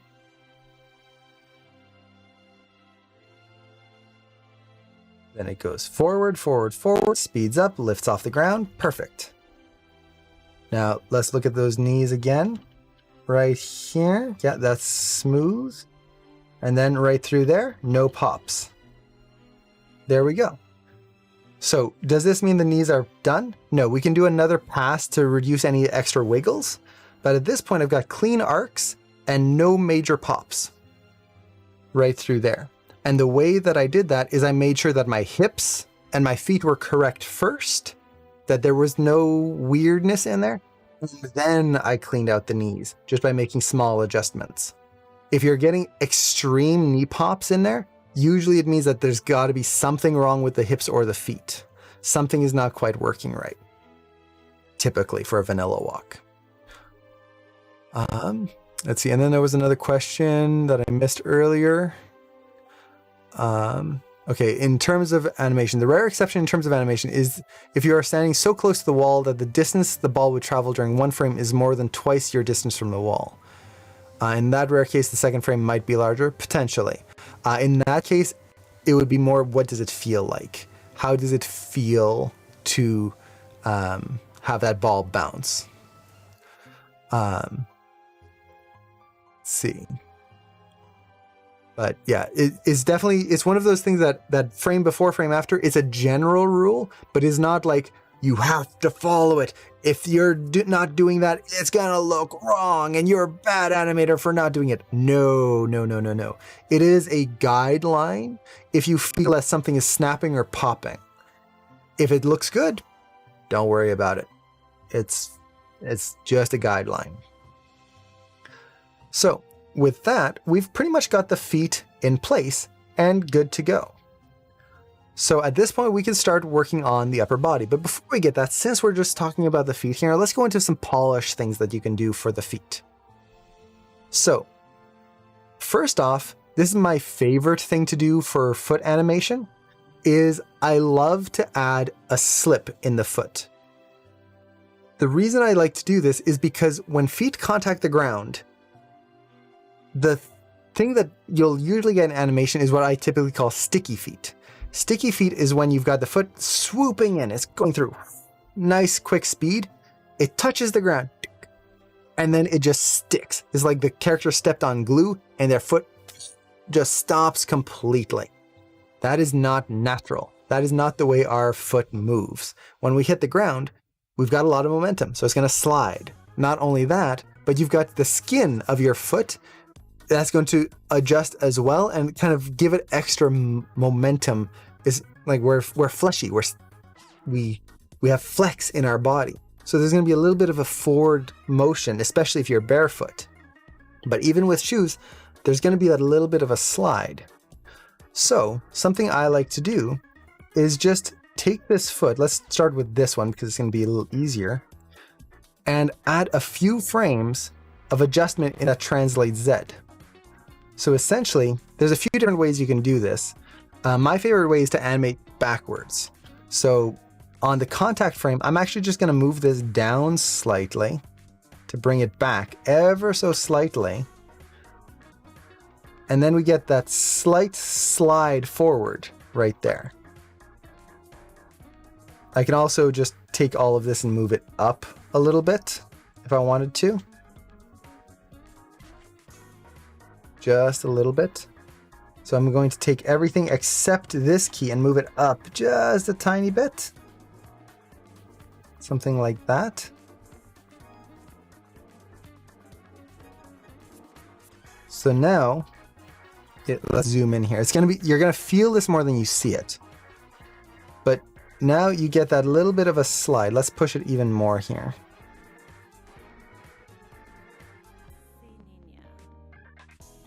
So if you watch that corner of the foot there, there's that imperceptible slide. It's tiny. If we want to, we could make this even bigger. It really depends on how fast the character is walking. So you get something a little bit more along these lines, the contact, and now we feel that slide a little bit more. So you could do something like that, but honestly, it doesn't have to be big. But this is going to make a huge difference in that contact and make it feel like the character actually has weight and momentum in their walk. So something like that. Now I do want to make sure I didn't mess up my knee by doing that. Yeah, pretty good. So now let's do that with the other foot. So as it contacts right here, take our Translate Z, and there's our contact. I'm going to take that as well as this one here, just move it down slightly, and then get that nice arc right through there.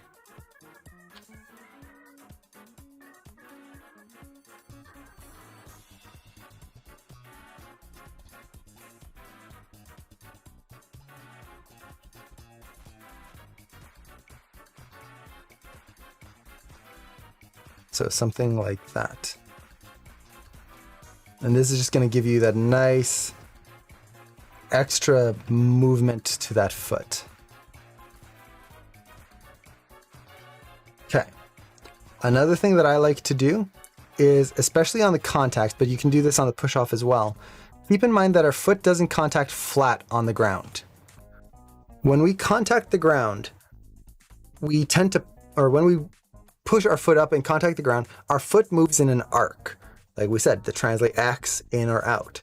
But it also pushes off of the big toe and tends to contact on the outer edge of the heel. So you go inner, outer as you walk. It's not just doing this. So on the contact pose here, from the front view, we're not going to have this flat line. If you look at the base of the shoe here, it's a flat line.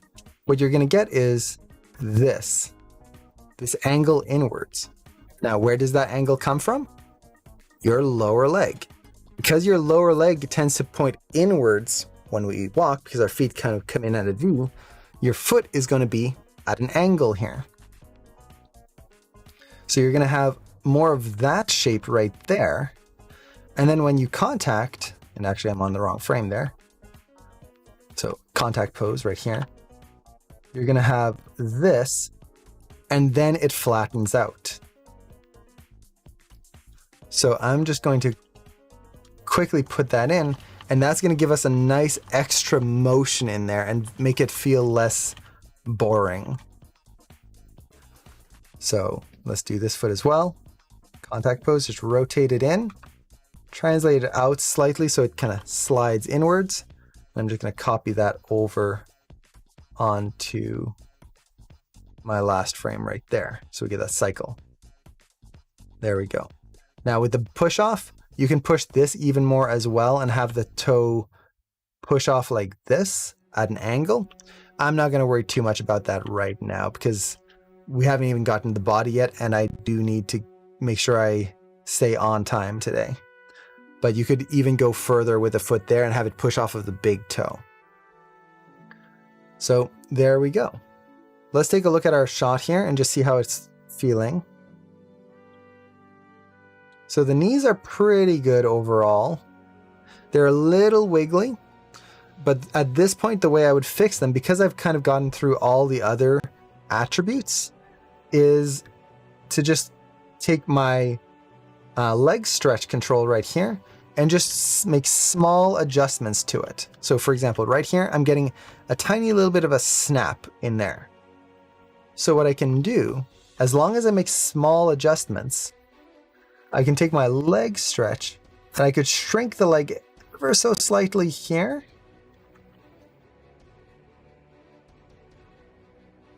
So that it comes through, and then maybe slightly stretch a leg right there. So we get that slightly softer feeling in there.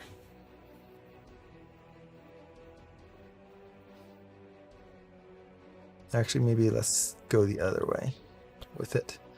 See how that feels. So I'm watching the knee. And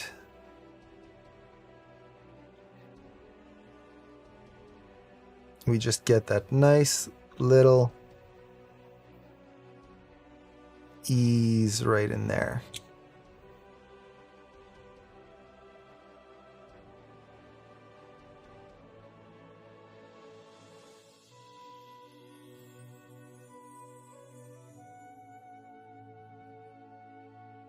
Okay.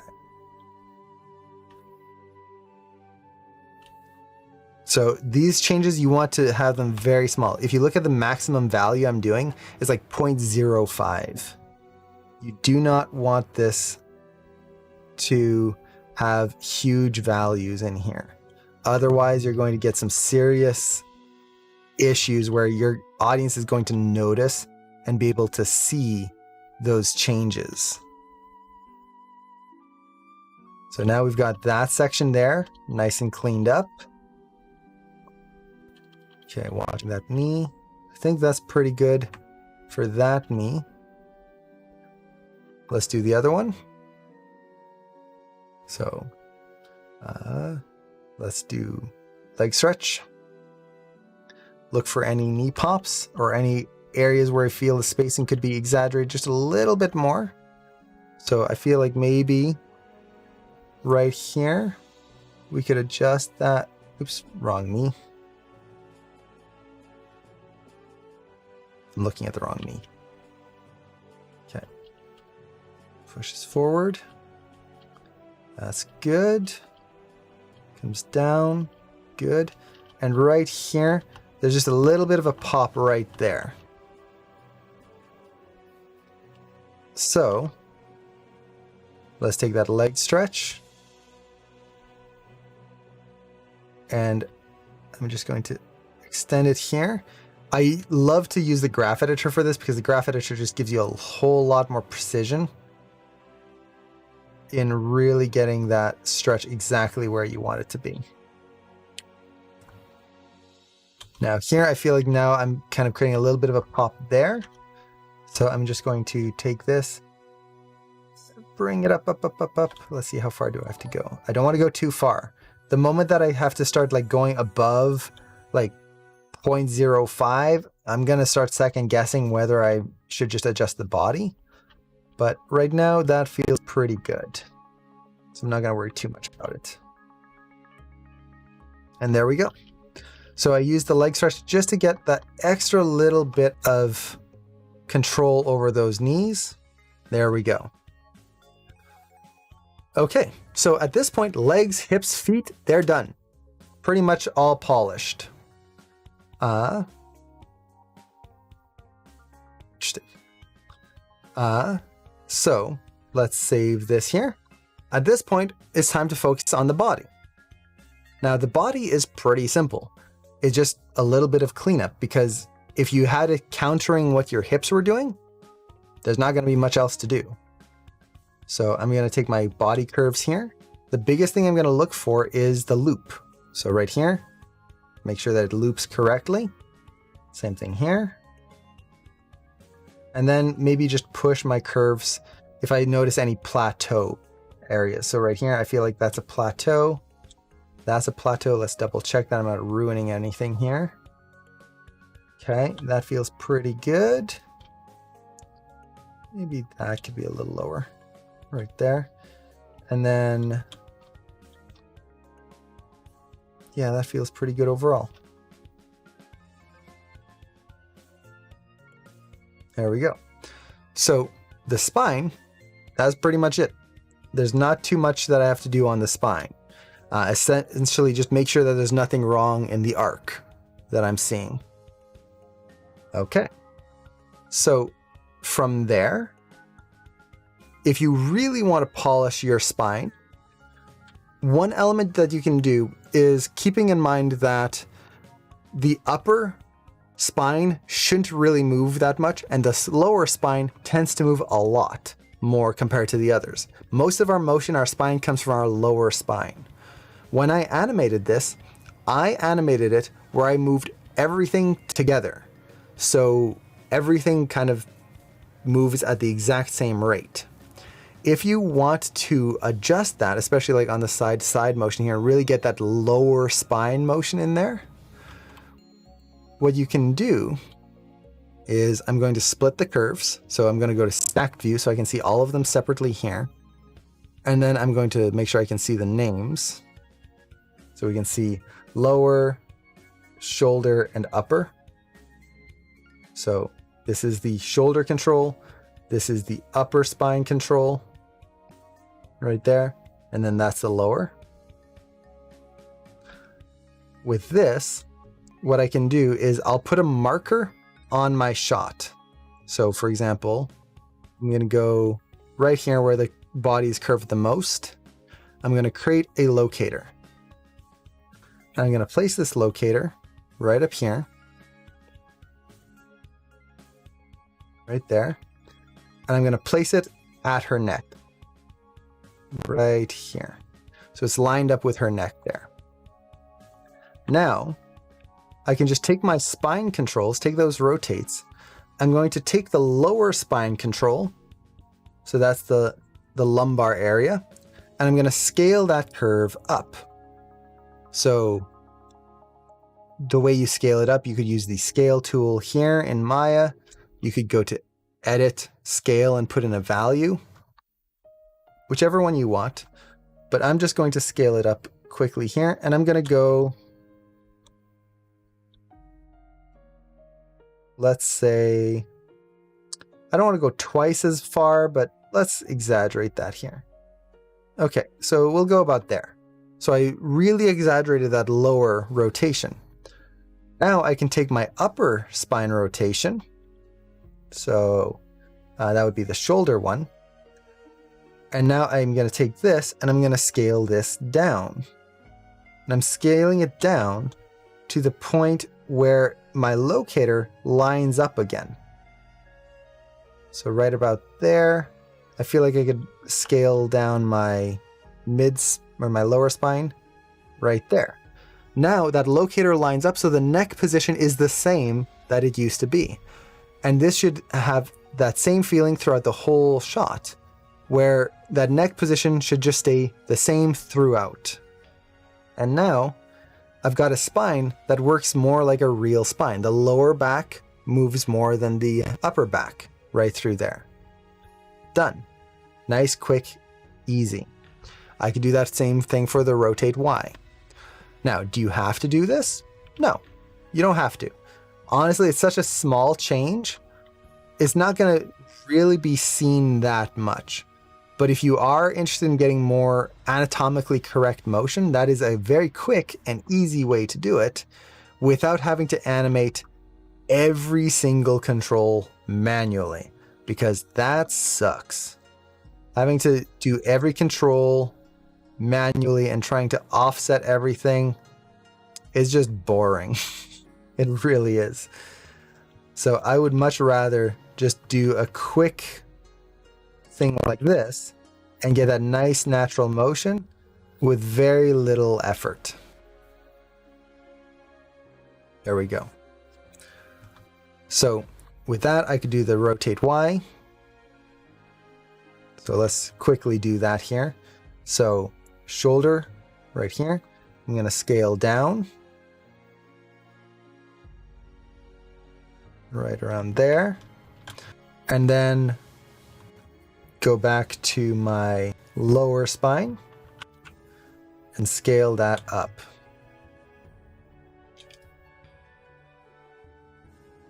Make sure I actually have the scale tool active, that'll help. Like so. Done. So now I've got the spine nice and polished. If I want to go even a step further, I can offset the spine. So I can have the lower spine leading the action and take my upper and shoulder controls here, just those two curves. I'm going to offset them one frame.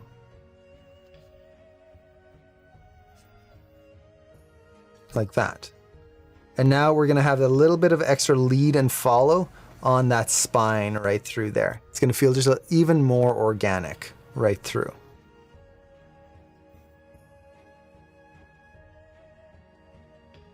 Now I do feel like there's a little bit of a hitch in my curve, so I'm going to double check my spine controls here. I feel, yeah, it's right here. I was seeing kind of a wiggle, so I'm just going to double check those, clean those out. Right there.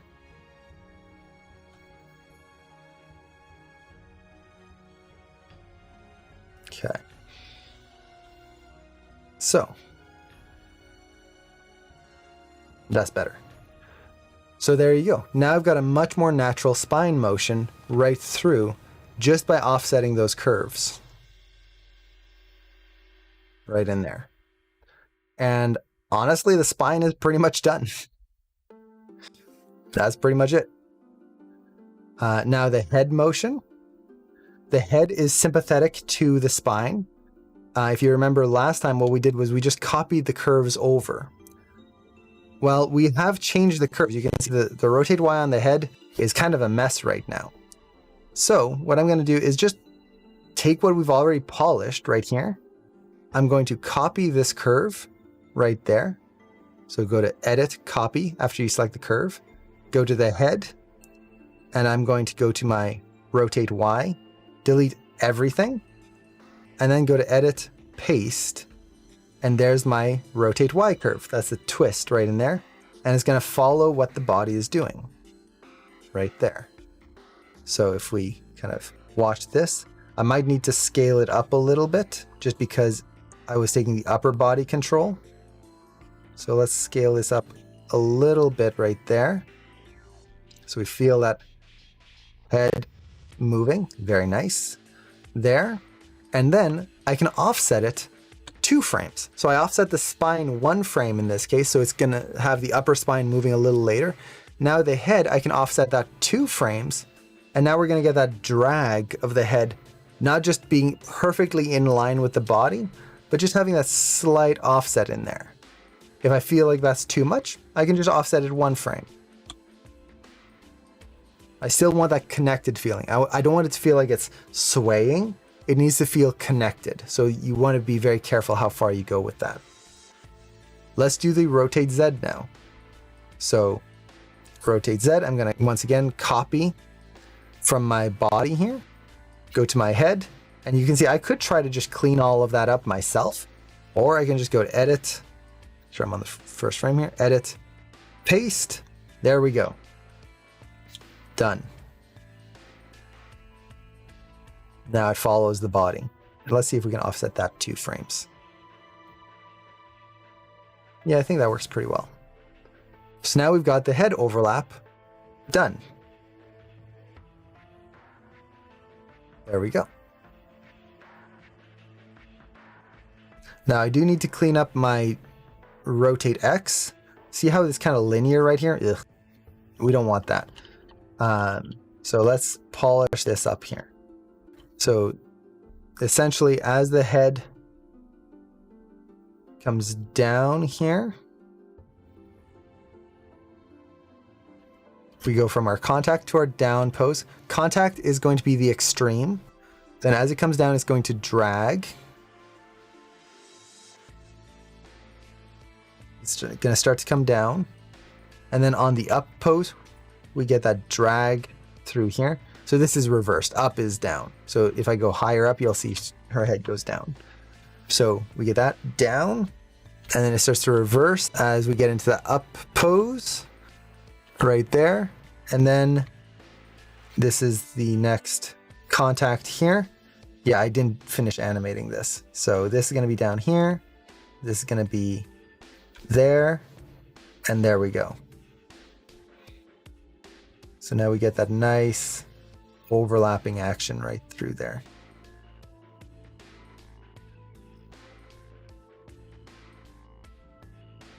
And now I'm just cleaning up my curve, making sure the arcs feel really nice, like so.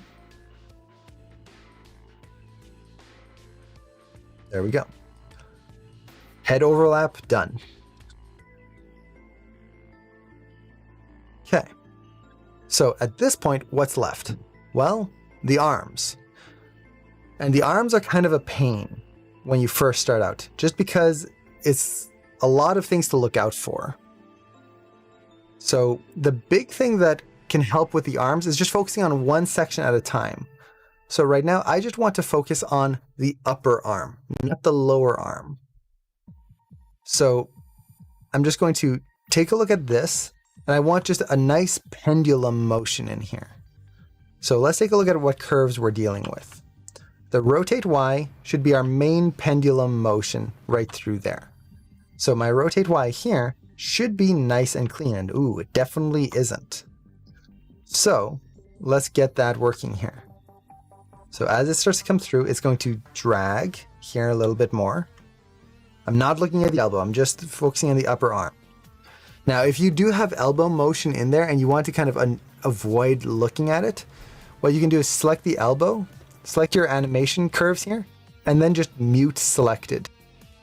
What this is going to do, mute selected, is make it so that those curves just don't work anymore. It's hidden the animation, it's locked that. So the elbow is no longer moving. I could do the same thing for the wrist here. Mute selected. Now I'm only looking at the upper arm motion. There's going to be no elbow motion in there whatsoever. So any hitches, anything that I feel like, ooh, what's wrong there, is only going to be coming from that shoulder. So it gives me a much easier way of polishing this. So let's take a look here. Comes through, swings across. I want that nice speed up right there. Swings through. Now here, we've got a little bit of a weird hitch right there. So I'm going to clean that up right through there. I also want the arm to rotate further forward than it does backwards. And right now it feels like it's doing the opposite. So I'm just going to take this whole curve and move it down here. And maybe scale it a little bit, just so it doesn't go quite as far. Somewhere around there.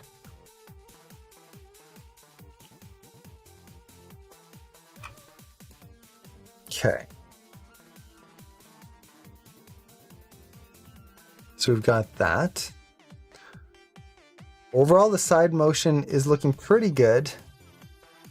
I'm looking at it from the side view here, but it's feeling a little stiff. So part of it that's feeling stiff, I feel is kind of hitting a little sharply in here. It just kind of hits and stops. And then here it holds and plateaus a little too much. So I want that to kind of have a continual arc and not have that plateau sharp stop feeling. There we go. That's a little softer right in there. Okay. So rotate X, what is this doing? This should be the twist of the arm. So this direction here. Well, this is going to be the one I use the least. So let's actually go to our rotate Z, because that's going to be the in-out motion here. So let's clean that up. Essentially, the arm should start inwards here, kind of behind the body. It goes around the hips. And we get a little bit of drag here with that arm. It goes around the hips, out, and then back around right through here.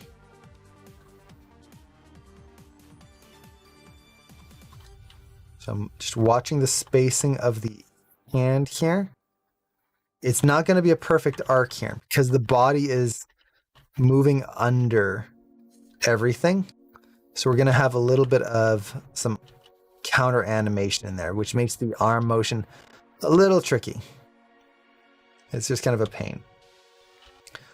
And then it comes through here. And then I want to make sure my first and last keys are the same.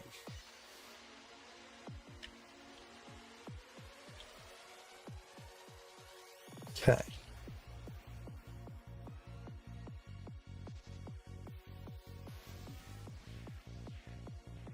This can be a little closer to the hips here.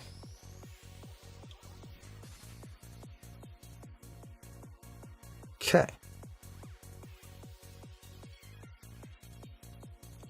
Now, just to make sure that things aren't being affected, I'm actually going to zero out my rotate X, just to make sure that it's not affecting my rotate Z here. And you can see it actually affected it quite a bit, especially on the way back here. So let's bring this back down. Comes around. This is too high. Down. This is the contact pose here. So I want that hand to be slightly in front of the body right there. Goes around the hips and then in front of the body. Then it goes back around the hips.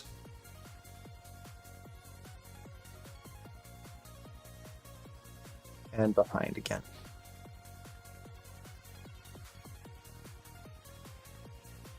Okay. Let's see if we can clean this up a little bit.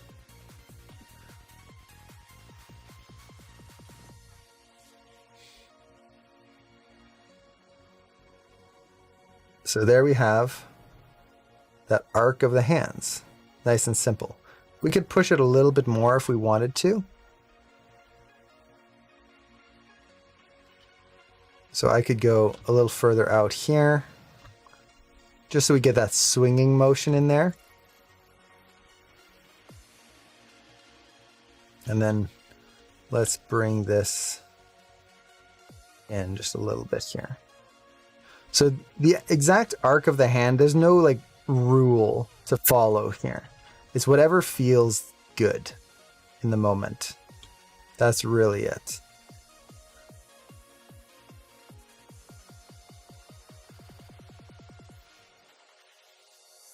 So let's kind of go for this slightly simpler arc here.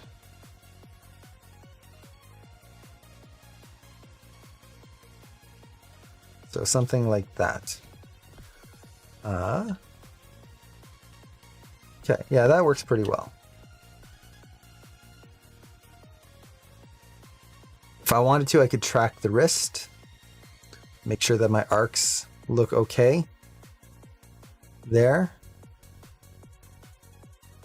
So it comes through, swings across, eases in, right there, and we get that nice continual motion forward right through there, which is good. And then from the front view, we're getting that figure 8 pattern, which is good. Now there's a little bit of a pop in that figure 8 right there. So let's round that out just a little bit more. Make that a nice clean motion right through there.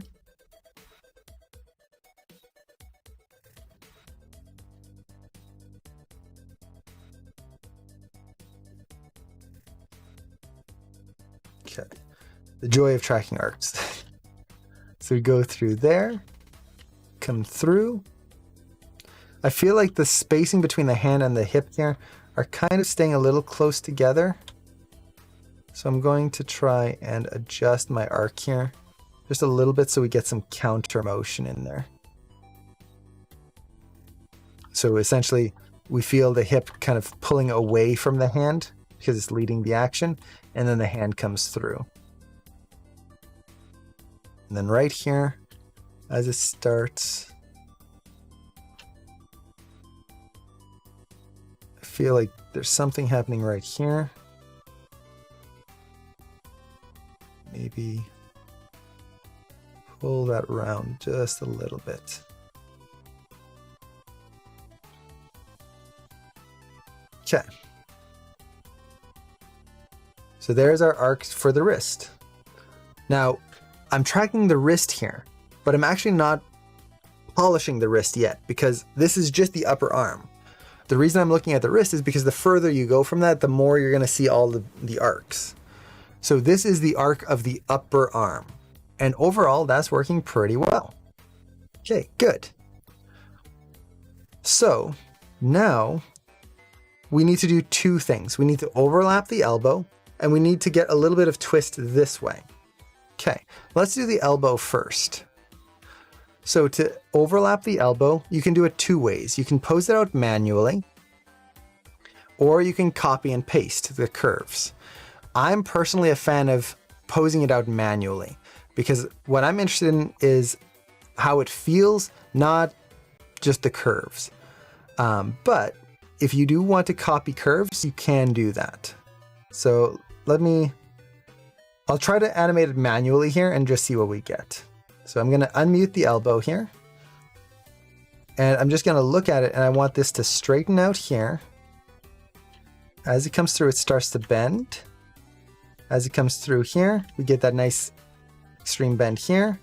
It drags and then starts to straighten right through there. So the overall motion should be working here. Let's just double check our curve and make sure it's actually clean here. So right through there. I feel like that's definitely a little off here. Like, why is it bending so fast right there? It should drag a little bit more and then ease in right through here. I also don't want it to plateau too much right there.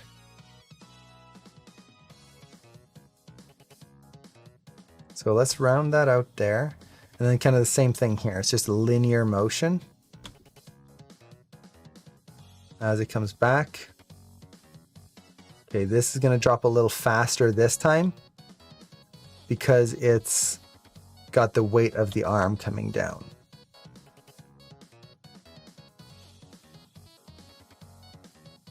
I could just delete this key. It's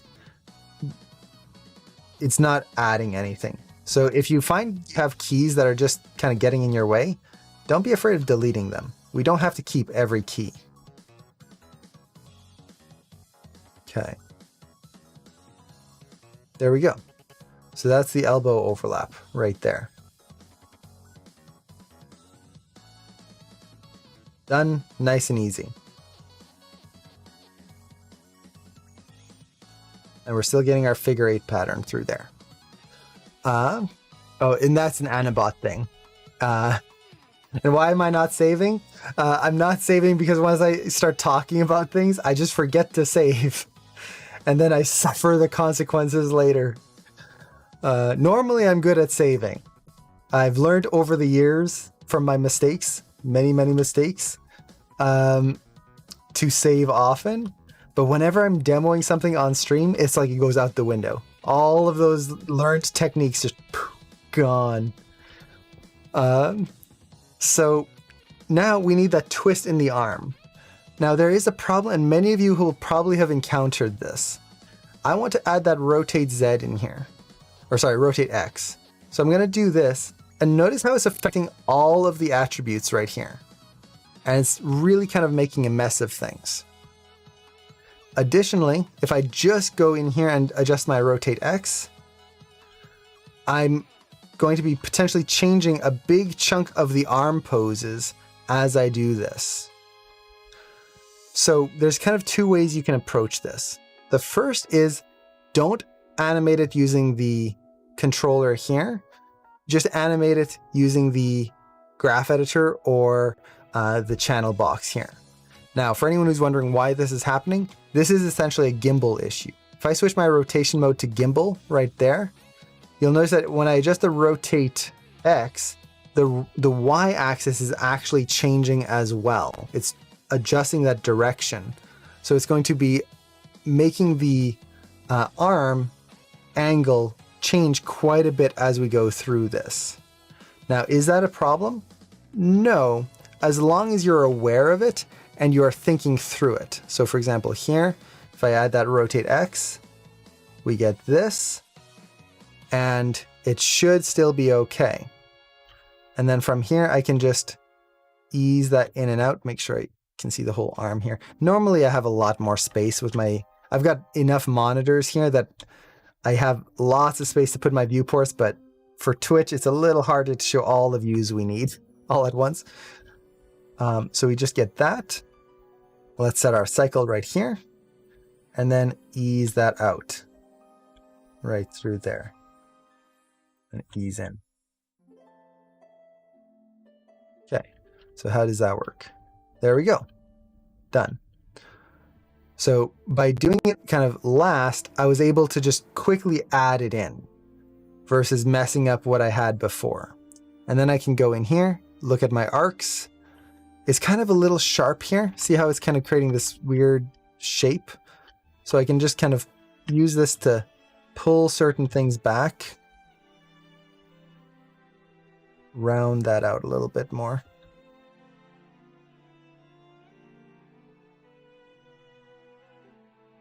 Okay. But let's say you're not a fan of having to do this and having to fight all the different controls together, because you can see my arc of the wrist is now really weird. It's doing this kind of loop in there where it shouldn't. It's just kind of strange. So how can we add this in a different way? Well, this is where we would want to use something like a gimbal control. A gimbal control is a control that helps you break up these axes so that they're not interacting with each other in weird ways. So if I select my shoulder control here, I can turn on the gimbal control, and this gives me another control that I can use just to animate the rotate X, and it isn't going to affect any of the rotations I have on the upper arm here, and not affect them in any way. So I can use this instead to help get me that motion in there. So I'm just going to use this. I'm going to get a little bit of motion through here. Right through there. Watch my arc. So it comes forward. And then it comes back. Would want this to be, let's see, maybe a little bit more like that. No, let's just keep it neutral for now.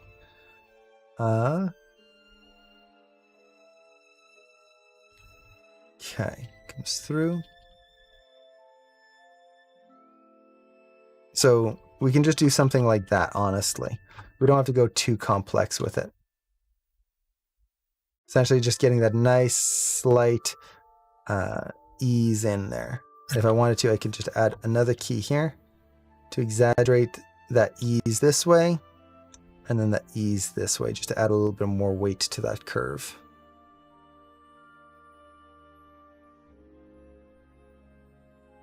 Okay. So let's see how this feels.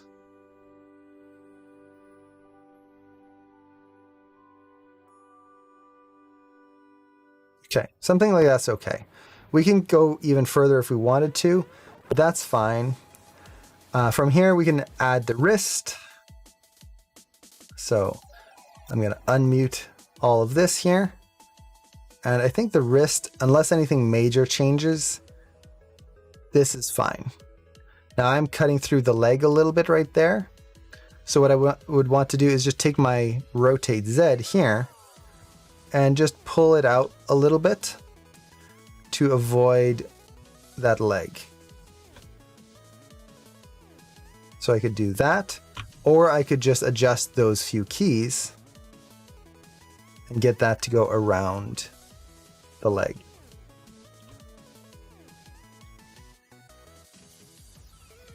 So something like so.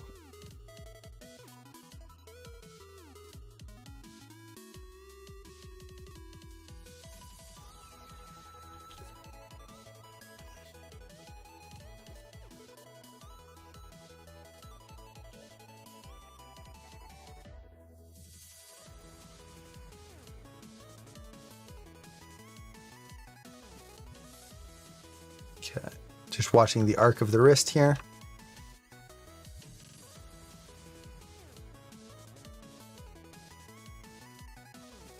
Yeah, that feels a little odd. It's a little too much of a hitch right in there.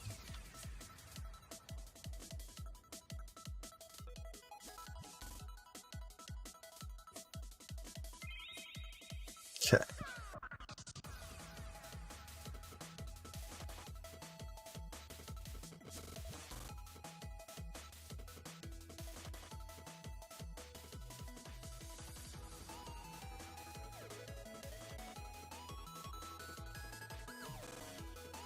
So I'm just cleaning up my arcs, making sure that everything feels nice and organized.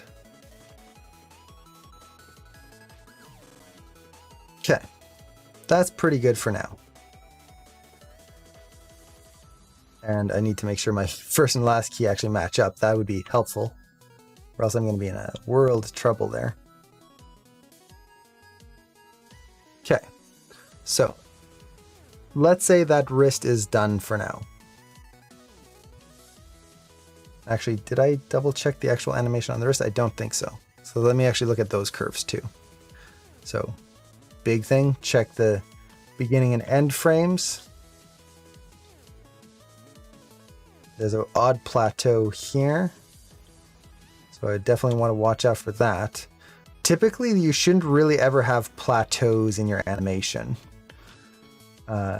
It doesn't really make sense that something would just stop moving completely. And when I say a plateau, like a perfect plateau, no motion whatsoever.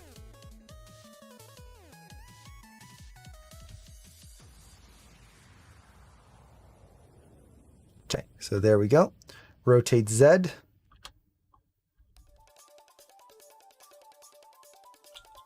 Yeah, we can just push this a little bit more, I think. Just get a little bit more weight in that curve.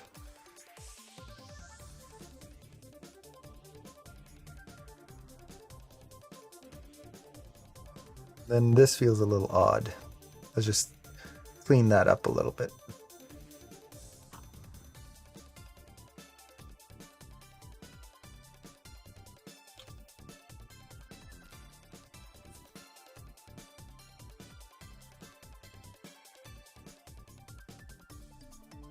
Okay, so something like that. I'm not going to spend too much time getting the overlap perfect. At this point, it's just watching your overlap. It's like the pendulum assignment. Just refine that in there. But that's pretty close right now. Now you'll notice that I didn't do anything with the fingers. Fingers don't overlap when we walk. Our fingers are pretty stiff. You might have a tiny motion, but in general, you can just get one good pose and then leave it and don't worry about it. So at this point, all we have left is this clavicle that we can clean up. So let's once again go into the graph editor. Make sure that the arm motion, it flows through. So rotate Z is the up and down. Let's focus on that first. So the arm is back, it's up, it starts to swing down, it's gonna come down here. We get into that lowest pose, which we can probably, go there, then up, and then forward, and then this can hold a little bit more right there. And there we go. That's pretty good overall. I think if anything, I might add just a little bit of an overshoot right here, just with the curves themselves. Just like that, and then like this. I could add keys and whatnot, but this works just as well. So there we go. We've got the clavicle up and down working, and this should be fine the way it is here. This is the forward back motion. Okay, so let's actually just take a look at it here from the front view. Yeah, that shoulder feels like it's working well. The arm is working pretty good. It's much cleaner than the other arm. And then from the side view, there we go. So at this point, all I would need to do is copy exactly what I did onto the other arm. Now, whether I reanimate myself, whether I copy the animation over from one side to the other, it's the same process. You just want to do the same thing on the other side. Just for the sake of speed, I'm going to use the mirror tool in Animbot. And let's make sure I actually have the gimbal control here turned on. So I'm just going to use the mirror tool in Animbot to quickly get this over onto the other side. So let's actually delete all of our animation on this arm, just to make sure it doesn't get in the way.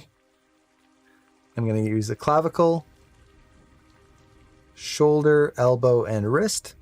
I'm going to mirror all keys. There we go. Now both arms are doing the same thing. All I need to do is take that second arm and offset the keys for the cycle. So, boop, right there. Now I've got both arms in place, working nice and clean right there. And with that, I should have a polished walk cycle. Now, if I want to go a step further, another thing that I like to do is add a little squash and stretch to the spine. So the way to do this, an easy way to do this, is to take your up and down motion of your cog. So I'm going to take my translate Y here, edit to copy, and I'm going to use the IK control on the chest here. This is the up and down of the IK. It adds kind of a little squash and stretch feeling to it. I'm going to paste my translate Y of my cog onto the translate Y of my IK spine. So paste right there. Now, if we just kind of look at the front view here, what you're going to get is this kind of weird bounce in the character. That's not quite what we want. We want this to overlap, to follow the hip motion. So what I'm going to do now is take the translate Y and offset it, maybe 1 or 2 frames.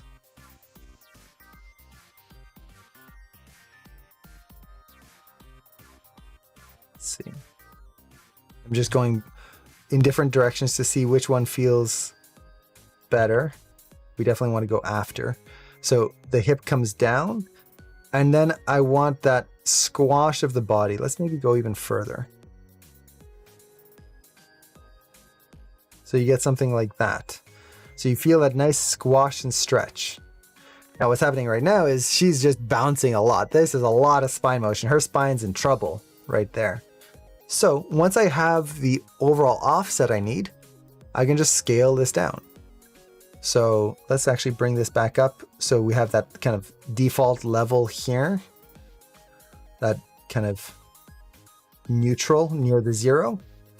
And then I'm just going to scale this down. Maybe I just want to feel it more than I see it. There we go. Something like that. Now you get that little bit of squash and stretch through the whole body, and it creates that little bit more of an organic feeling in the character.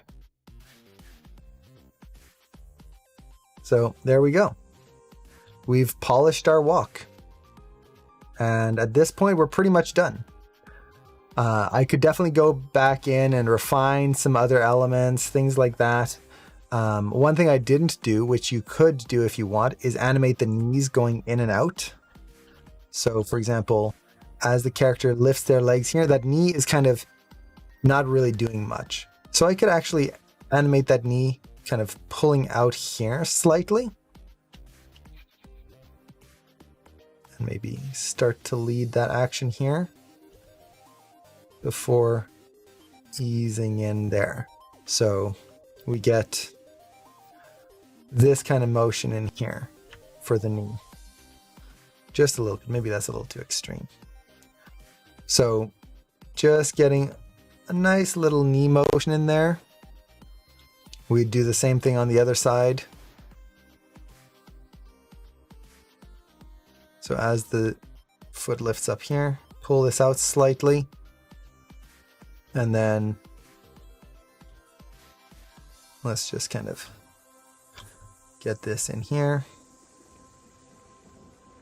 Something like that.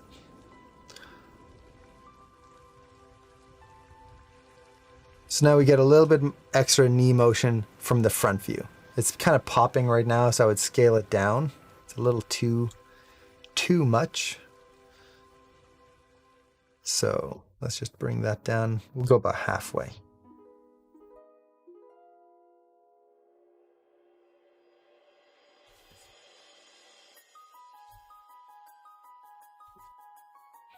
Okay. That's better. Still a little bit of a snap, but it's not so bad. It's right here. Feeling that snap. But we can go in there, refine that a little bit as we go. But really at this point, we're pretty much done. Just kind of taking one last look at it, make sure that we've got everything we want. If you do want to go even further, you can take the translate Y. This is just going into different ways you can polish this now. The translate Y, edit, copy that, and I'm going to paste it on the head now, but not the head control itself, on this top control here. And this can add just a little bit of extra fleshiness. You want to be very subtle with this though, because if you go too far, your character, well, we'll probably see it here, it's going to look like they've got some horrible issue. So I'm going to edit, paste that, and then we're going to offset it 3 or 4 frames to go with our squash and stretch of the body. And if we watch this now, we get this. And make sure it's actually cycling. So curves, cycle, pre-infinity cycle.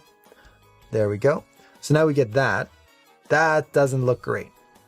So we definitely want to scale that down. This is going to be tiny.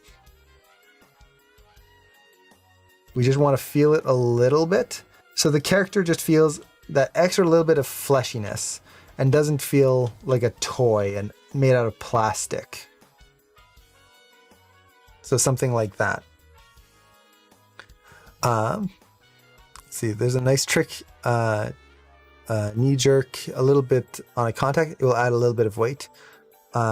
Yeah, you can do that. Add a little bit of extra jerk on the knee on the contact frame. It'll just kind of give that nice little impact there. As long as you're doing it with purpose and not just letting Maya accidentally do it, then it's a good thing. So there we go. We've got our walk in there.